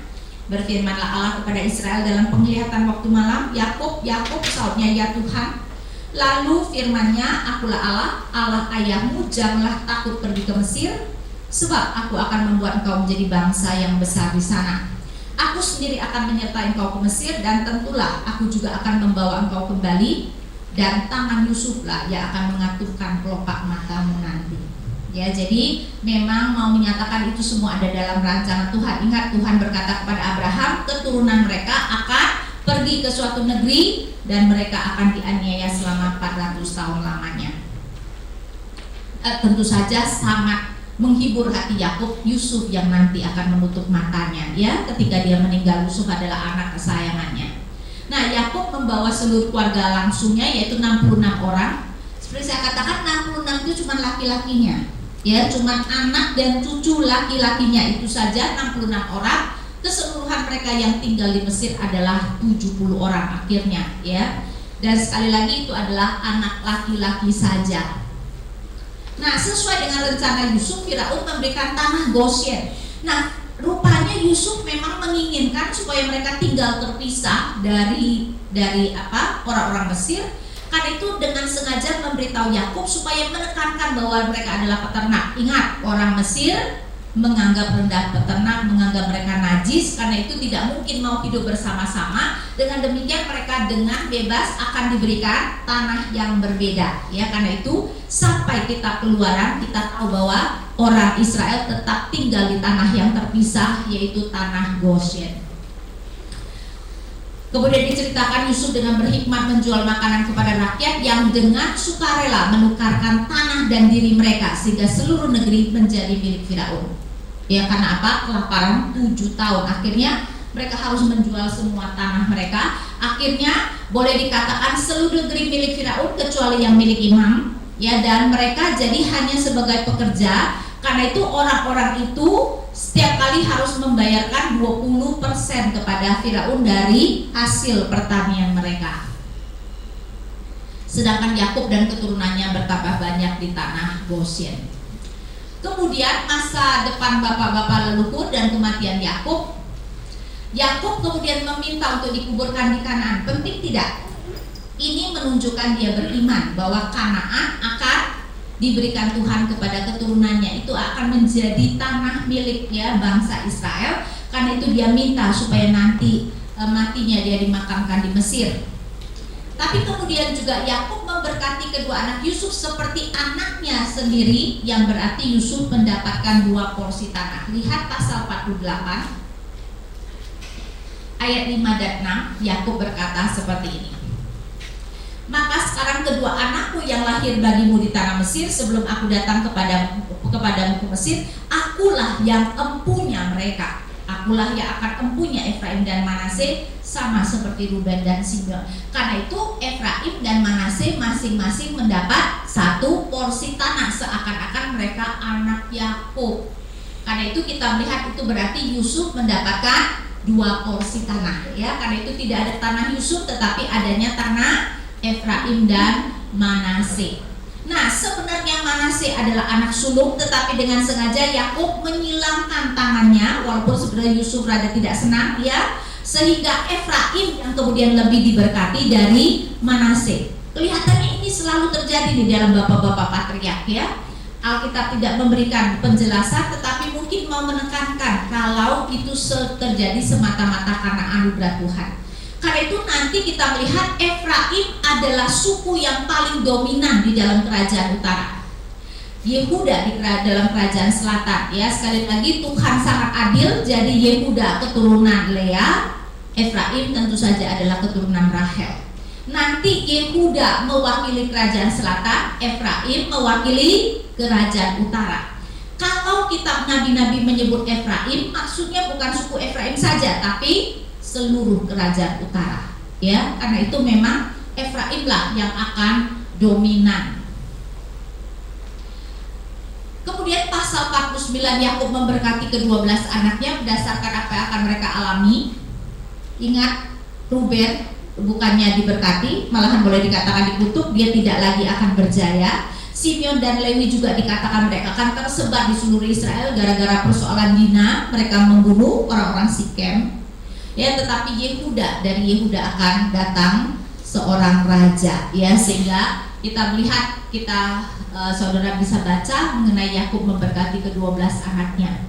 Kemudian Yakub meninggal dalam usia 147 tahun dan dikuburkan di ladang Mahpela yang telah dibeli oleh Abraham. Jadi Yusuf benar-benar melakukan dan langsung, ya, sehingga begitu Yakub meninggal langsung dibawa dan mereka mengadakan perkabungan 7 hari untuk Yakub. Hanya 2 hari, harusnya maksudnya kurang dari perkabungan bagi Firaun.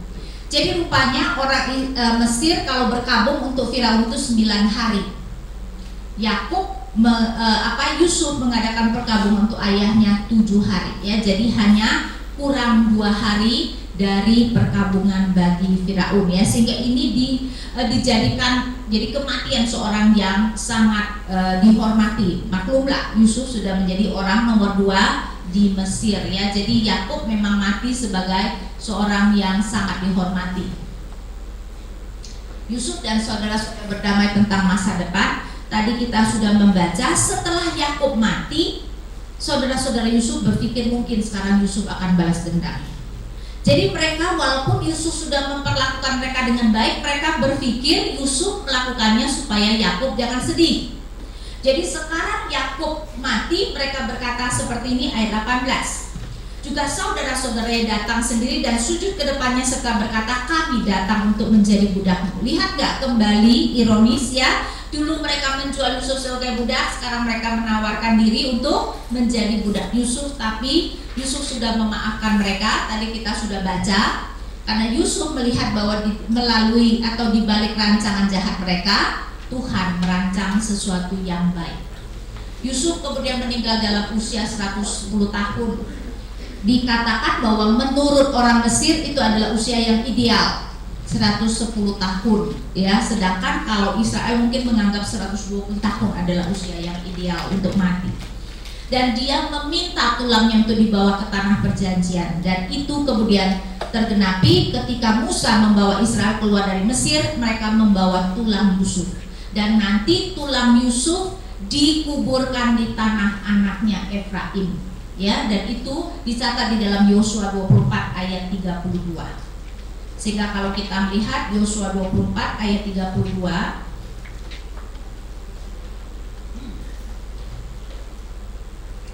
Yosua 24 ayat 32, tulang-tulang Yusuf yang dibawa orang Israel dari Mesir dikuburkan mereka di Sikem, di tanah miliknya yang dibeli Yakub dengan harga 100 Sikem kesita dari anak-anak Hemor bapak Sikem, dan yang ditentukan bagi Yusuf menjadi milik pusaka mereka, ya. Dan itu adalah tanah yang menjadi milik Efraim, ya, di Sikem, ya. Sehingga kita melihat akhirnya mereka memang menepati janjinya, ya. Sehingga itulah yang terjadi di dalam kitab Kejadian. Oke, apakah ada pertanyaan? Apakah ada pertanyaan?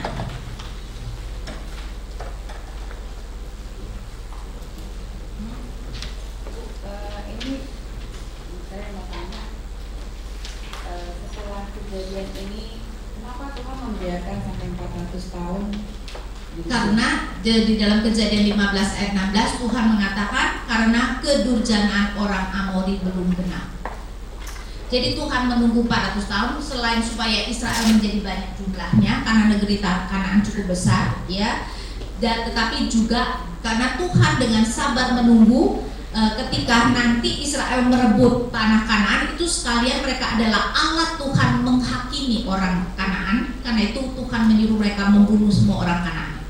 Karena kedurjanaan orang Kanaan belum genap. Itu yang Tuhan katakan, Kejadian 15 ayat 16, ya. Oke, masih ada pertanyaan? Boleh diulang Bu yang tadi kerajaan utara keturunannya dari siapa dan kerajaan kamu keturunannya dari siapa? Kerajaan utara akhirnya maksudnya tentu saja kita tahu banyak suku, tetapi memakai Efraim sebagai suku yang paling penting. Karena itu kalau Alkitab berbicara tentang Efraim, maksudnya adalah suku-suku kerajaan utara. Dan Efraim tentu saja adalah keturunan Yusuf, berarti keturunan Rahel. Sedangkan Yehuda adalah mewakili kerajaan selatan, karena Yehuda adalah suku yang paling penting dari kerajaan selatan, dan dia adalah keturunan Lea. Ya, oke, masih ada pertanyaan? Mic-nya.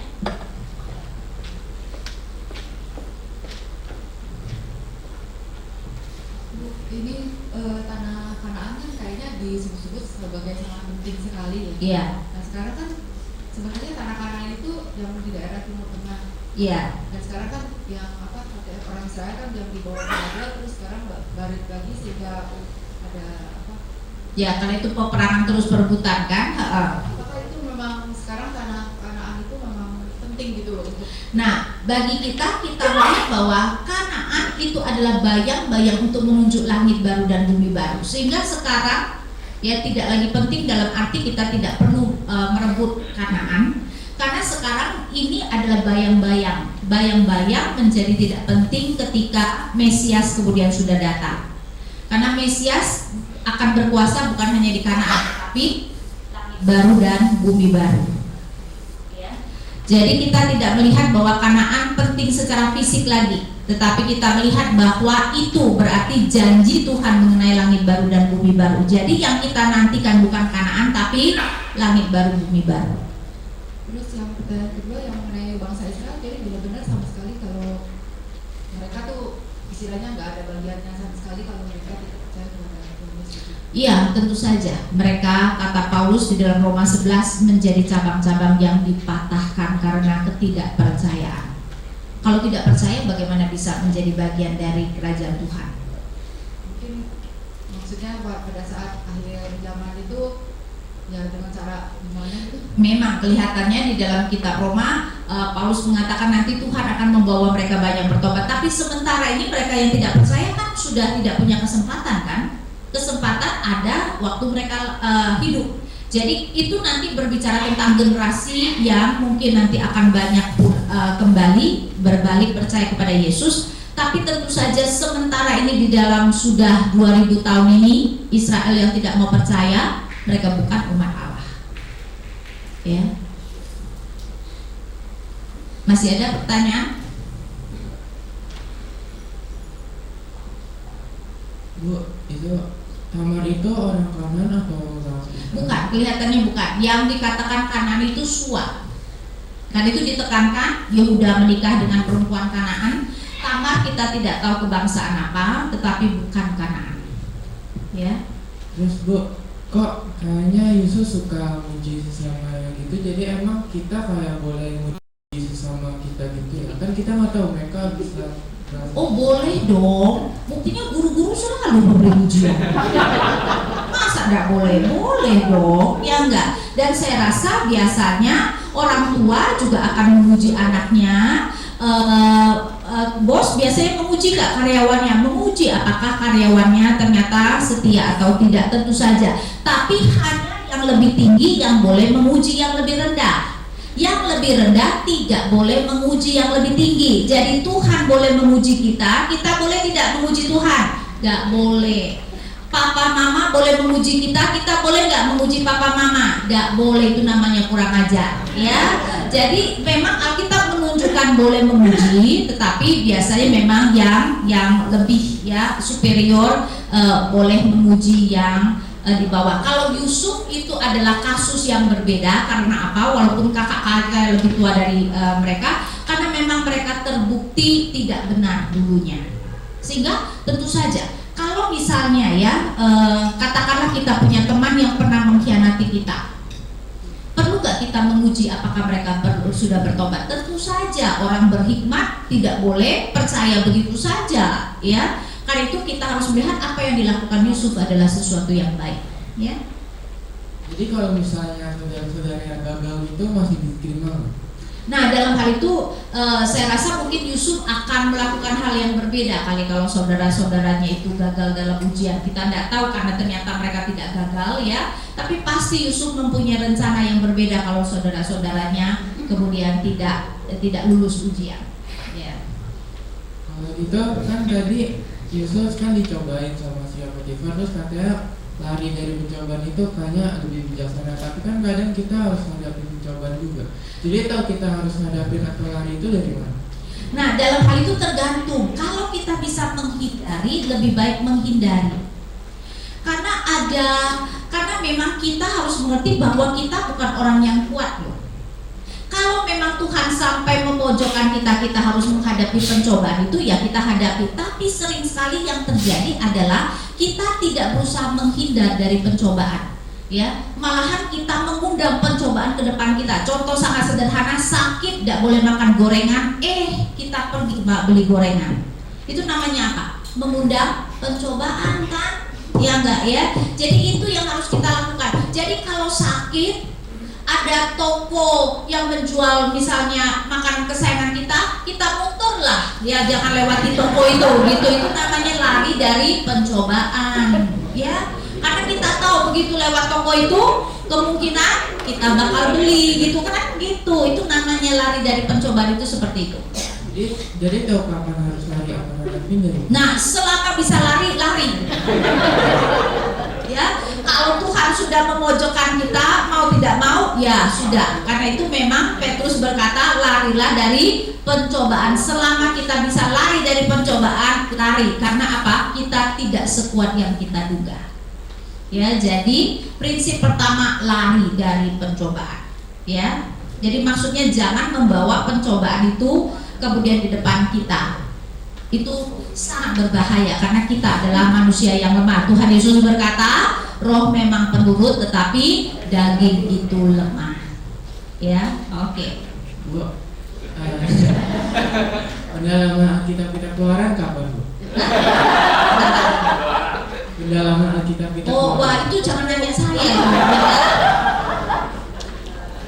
Oke. Masih, Bu. Ya. Oke, yang lain? Iya. Itu menarik kalau secara geografi sekarang gitu, Bi. Tanah Sikhem, Goshen, kemudian Kanaan itu sebetulnya letaknya di mana, Bu? Apakah sesuai dengan kalau Mesir ya memang daerah Mesir yang sekarang ya. Jadi Kanaan itu Timur Tengah, Palestina. Palestina itu? Iya, karena itu Palestina. Karena itu kenapa sekarang tetap menjadi perebutan sampai sekarang kan? Tetapi kita harus melihat bahwa sekali lagi itu sudah menjadi bayang-bayang menunjuk langit baru dan bumi baru. Jadi kita jangan mengotot bahwa kita harus tinggal di Kanaan, di Israel sekarang. Sikhem di mana? Sikhem ya.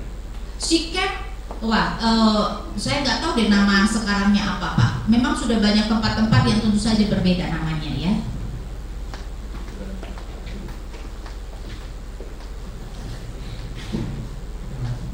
Yang pertama di Kisah Para Rasul itu waktu pembela Stefanus dia cerita 75 keluarga Yakub. Kok beda sama yang di? Iya, karena itu sebenarnya angka 70 kelihatan itu adalah angka genap dan berapa banyak itu tergantung bagaimana kita menghitungnya. Karena sebenarnya ini kan tidak termasuk Manase dan Efraim, tidak termasuk Er dan Onan yang sudah mati. Ya, sehingga memang kita dan tidak termasuk Yakub sendiri. Jadi sangat tergantung bagaimana kita membacanya dan kemungkinan angka 70, 75 itu adalah angka yang pembulatan 66 yang persisnya sebenarnya. Tapi itu tidak termasuk Yakub, tidak termasuk kedua anak Yusuf yang memang sudah ada di Mesir. Ya, sehingga angka 70 itu tidak persis tepat ya. 75 mungkin tergantung bagaimana melihatnya. Yang kedua, bagaimana cara istri tadi didik bapak awal Abraham saya Yakub, terus maksudnya Yusuf kok bisa begitu intinya taat gitu, padahal mungkin cuma sebentar bersama keluarga. Terus di kehidupan selanjutnya nggak tahu kalau saya salah baca, nggak pernah diceritakan Yusuf tuh berbicara pada Allah, padahal Abraham dan Yakub itu begitu dekat, tapi Yusuf pun sendiri kayak nggak pernah berbicara, padahal dia integritasnya begitu tinggi. Ya, memang kelihatan bahwa Allah tidak menampakkan diri ya seperti kepada Abraham, Ishak dan Yakub. Tetapi kan itu adalah prerogatif Allah, tetapi itu kan tidak menjadi masalah. Tetapi kelihatannya Yusuf memang selalu menekankan gitu. Kalau saya pikir ya, mimpi Yusuf itu memegang peranan yang besar. Jadi dia percaya sekali kepada mimpi itu, dan kemudian sejalan dengan waktu dia kok bisa melihat bahwa Tuhan sedang merancangkan untuk menggenapi mimpi tersebut. Karena itu saya rasa mimpi itu memegang peranan yang sangat besar. Karena itu kenapa kelihatannya dia lebih beriman daripada saudara-saudaranya yang lain. Berarti kan saudara-saudaranya kurang percaya pada mimpi itu. Malahan kalau mau membunuh, ayo coba lihat bagaimana mimpinya sekarang bisa tergenapi kalau dia mati, kan? Berarti kan yang lain tidak terlalu percaya kepada mimpi itu, tetapi Yusuf sangat percaya. Ya. Oke, masih ada? Iya. Berapa umur Yusuf ketika ibunya meninggal? Wah, masih kecil, kita tidak dikasih tahu umurnya, jadi kita tidak tahu. Yang kita tahu dia umur 17 ketika dijual. Tapi kan itu pasti sudah sekian lama, ya. Jadi kita tidak tahu tuh. Tapi kelihatan masih cukup kecil deh. Oh, berarti selisihnya sama Benyamin lebih kurang berapa? Makanya kita nggak tahu, karena memang Benyamin satu-satunya yang lahir setelah mereka meninggalkan Padan Aram, dan kita tidak diberitahu. Karena kita melihat peranan ibunya sedikit sekali untuk mendidik dia memahami bahwa kalau dia berkelakuan seperti begitu membuat Shalom dan Shalom seperti yang dijelaskan. Memang karena waktu itu sudah tinggal ayahnya, ya. Jadi memang mungkin pendidikan Rahel terhadap Yusuf tidak banyak, karena kelihatannya dia cukup kecil tuh waktu ibunya meninggal. Jadi memang lebih ke arah ayahnya yang lebih mendidik ya si Yusuf. Masih ada?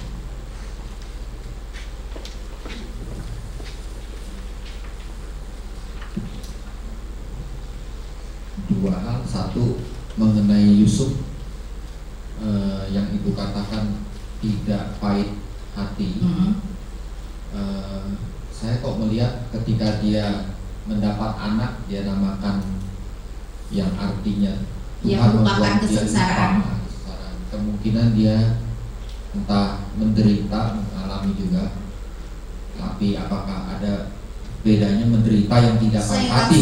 Saya rasa iya ya, bisa sedih ya, mungkin sedih kenapa saudara-saudara melakukan seperti itu, tetapi tidak mendendam, biar nggak sehingga dia tidak pahit hati. Saya rasa bisa sekali. Jadi maksud pahit hati berarti mendendam ya Bu? Iya, iya. Yang kedua, Alkitab menggambarkan dari balasan Tuhan kepada orang-orang yang berbuat seolah-olah mengingatkan apa yang dia perbuat dulu. Iya. Apakah konsep karma itu semacam juga general revelation dari Ya, sebenarnya karma ada kemiripannya, karena memang prinsip keadilan Alkitab, PL memakai bahasa mata ganti mata, gigi ganti gigi, nyawa ganti nyawa, PB memakai bahasa kita akan menuai apa yang kita tabur. Sebenarnya konsep yang sama kan. Nah, karma kan sama, sebenarnya kita akan menuai apa yang kita tabur, cuma karma melihat bahwa ada kayaknya suatu kekuatan yang impersonal, yang bukan personal, yang akan memastikan itu terjadi, sedangkan kita percaya Allah yang kemudian melakukannya. Jadi ada kemiripannya dalam arti itu sama-sama ya, kita menuai apa yang kita tabur, tapi kalau karma itu lebih ke arah kayak sudah fatalisme gitu loh, sesuatu yang pasti demikian tidak bisa dielakkan. Sedangkan kalau kita melihat Allah yang kemudian melakukan, dan Allah bisa berespon secara berbeda ketika kita bertobat atau tidak, ya, sehingga jadi karma ada nuansa fatalismenya. Jadi bedanya kalau karma orang percaya itu pasti terjadi. Betul, jadi kayaknya apapun yang kita lakukan kita sudah tidak bisa menghindari. Sedangkan kalau kita berbicara tentang tabur tuai, pertobatan kita tentu saja bisa membuat. Betul, ya. Thank you. Masih ada pertanyaan? Saya tanya mengenai garis Ismail. Kalau dari cerita Yusuf ini kan urutannya jelas. Yusuf anaknya Yakub, kemudian Yakub anaknya Ishak. Tapi kan Islam mempercayakan anak perjanjian mereka adalah Ismail. Nah, Yusufnya ini masuk kategori mana kalau Lalu saya nggak ngerti tuh, mereka juga punya Yusuf segala ya. Saya nggak ngerti tuh, masa Yusuf dianggap anak Ismail? Kayaknya enggak kali ya. Cuma memang saya nggak ngerti kenapa tokoh-tokoh penting itu juga diceritakan, tapi memang saya tidak mendalami Islam, jadi saya nggak tahu. Ya, cuma saya yang tahu bahwa mereka menganggap yang Abraham persembahkan adalah Ismail dan bukan Ishak. Tapi harusnya mereka mengerti Yusuf dan sebagainya adalah orang Israel kok, bukan nenek moyang. Kalau menurut saya ya, mereka mengerti nabi-nabi itu kan kayak Musa segala, kan mereka ngerti sebagai nabi Israel, bukan orang Arab gitu. Jadi saya rasa mereka juga mengerti Yusuf dan sebagainya itu adalah nenek moyang Israel. Cuman persisnya saya tidak tahu. Ya. Oke, masih ada pertanyaan? Ya. Bu, kalau yang dari sebelum-sebelumnya sepertinya Allah sangat menjaga kemurnian dari garis keturunan Israel. Tapi yang hari ini kita dengar ada Yehuda dengan Tamar, kemudian Yusuf dengan orang Mesir. Sebenarnya yang ditekankan tidak boleh dengan Kanaan. Waktu itu kan belum ada Israel, Pak. Mau tidak mau mereka pasti dengan orang-orang asing. Ya, sehingga penjagaan itu, kemurnian itu memang ditekankan. Ishak maupun Yakub mencari dari keluarga mereka sendiri, tapi kan tidak mungkin semuanya nanti 12 anak Yakub nyari dari saudaranya sendiri, ya enggak. Karena itu yang sangat ditekankan adalah jangan orang Kanaan. Itu yang Abraham tekankan kepada hambanya. Kalaupun ternyata misalnya tidak bisa mendapat dari keluarganya, kamu harus bersumpah bahwa tidak boleh mencarikan Kanaan. Berarti kalau tidak dapat dari keluarganya tidak apa-apa, tapi jangan Kanaan. Ya, dan begitu pun yang ditekankan Ishak, jangan Kanaan. Jadi kelihatan yang sangat ditekankan pada saat ini adalah jangan orang-orang Kanaan. Apa itu bukan berarti hanya karena alamnya Abraham, Ishak dan Yakub? Setelah itu mungkin nggak sampai sejalur seperti yang ini. Oh enggak dong, nanti kan Israel yang sangat ditekankan juga tidak boleh dengan orang-orang Kanaan kan. Jadi suku-sukunya itu 7 suku yang Het, Hewi dan sebagainya itu kan Kanaan semua. Walaupun tentu saja kita melihat bahwa berarti juga mereka tidak boleh menikah dengan suku-suku bangsa-bangsa yang lain. Tetapi sebenarnya penekanannya nanti adalah soal iman. Jadi boleh menikah dengan orang Kanaan kalau orang Kanaan itu mau percaya seperti Rahab. Ngerti nggak? Walaupun tidak boleh dengan Kanaan, Rahab oke. Ya, jadi penekanannya walaupun yang sangat ditekankan jangan Kanaan, karena apa? Karena mereka tinggal di Kanaan. Dan memang paling orang-orang Kanaan itulah yang paling kemungkinan menjadi jerat bagi mereka. Jadi tujuan Tuhan bukan ras, tapi iman. Tetapi kalau soal bapak-bapak leluhur termasuk ras, karena seperti saya katakan mereka nanti akan membasmi orang Kanaan. Sangat ironis kalau mereka mempunyai darah Kanaan. Karena itu kita melihat anak Yehuda yang dari perempuan Kanaan itu kan kemudian tidak diceritakan lagi. Jadi kelihatan keturunannya menjadi tidak berarti. Masih ada? Jadi orang Kanaan ada sama atau? Kalau ada yang percaya tentu saja, itu si Rahab kan orang Kanaan. Dia kan dengan keluarga besarnya tuh diselamatkan. Ya, tentu saja ketika secara pribadi mereka percaya, mereka bisa diselamatkan. Walaupun memang kita cuma punya satu cerita itu sih ya. Apakah kemudian ada orang Kanaan lain yang percaya? Bisa saja, Alkitab tidak menceritakan semuanya. Tetapi intinya kalau mereka percaya kepada Tuhan, mereka bisa selamat. Dan oh iya, orang-orang Gibeon, ingat mereka kan menaklukkan diri dan mereka kemudian melayani menjadi tukang timba air dan tukang potong kayu. Kira-kira banyak gak di antara mereka akan percaya? Saya percaya banyak, dan mereka adalah orang Kanaan. Ya.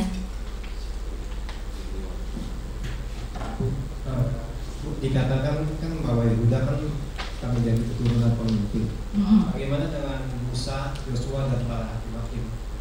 Lah, Yosua, Musa itu dari keturunan Lewi.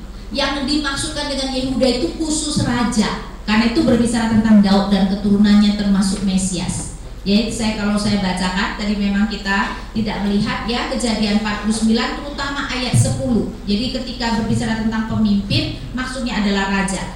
Tongkat kerajaan tidak akan beranjak dari Yehuda ataupun lambang pemerintahan dari antara kakinya sampai dia datang yang berhak atasnya, maka kepadanya akan takluk bangsa-bangsa. Itu bahkan kelihatannya menubuatkan tentang Mesias. ya, tetapi mau mengatakan nanti raja akan berasal dari suku Yehuda. Ya. Oke, masih ada? Oke, tidak ada. Kalau tidak ada, mari kita berdoa, ya. Tuhan Bapa kami di surga, kami bersyukur Tuhan kami boleh menyelesaikan kitab Kejadian. Tetapi tentu saja banyak hal yang bisa kami perdalami. Karena itu kami berdoa melalui ini kami diberikan kemudian hikmat untuk lebih melihat lagi Tuhan betapa dalamnya, betapa indahnya firman Tuhan, dan ini memberikan kami komitmen untuk mau menggali firman Tuhan dengan lebih baik lagi. Karena melalui ini kami boleh mendapatkan banyak sekali prinsip-prinsip kebenaran Tuhan yang indah, yang sangat relevan di dalam kehidupan kami. Karena itu Tuhan ajarkan kami untuk boleh melihat kisah-kisah ini bukan hanya sebagai cerita-cerita zaman kuno, tetapi sebagai firman yang Tuhan ingin sampaikan kepada kami. Pelajaran-pelajaran, doktrin-doktrin, prinsip-prinsip yang Tuhan ajarkan kepada kami melalui kisah-kisah ini, sehingga kemudian kisah-kisah ini boleh menjadi sangat relevan di dalam kehidupan kami. Kami bersyukur Tuhan memberikan kami kisah-kisah yang begitu indah, tetapi terutama bersyukur Kau adalah Allah yang begitu luar biasa. Kami berdoa hanya di dalam nama Tuhan kami Yesus Kristus. Amin.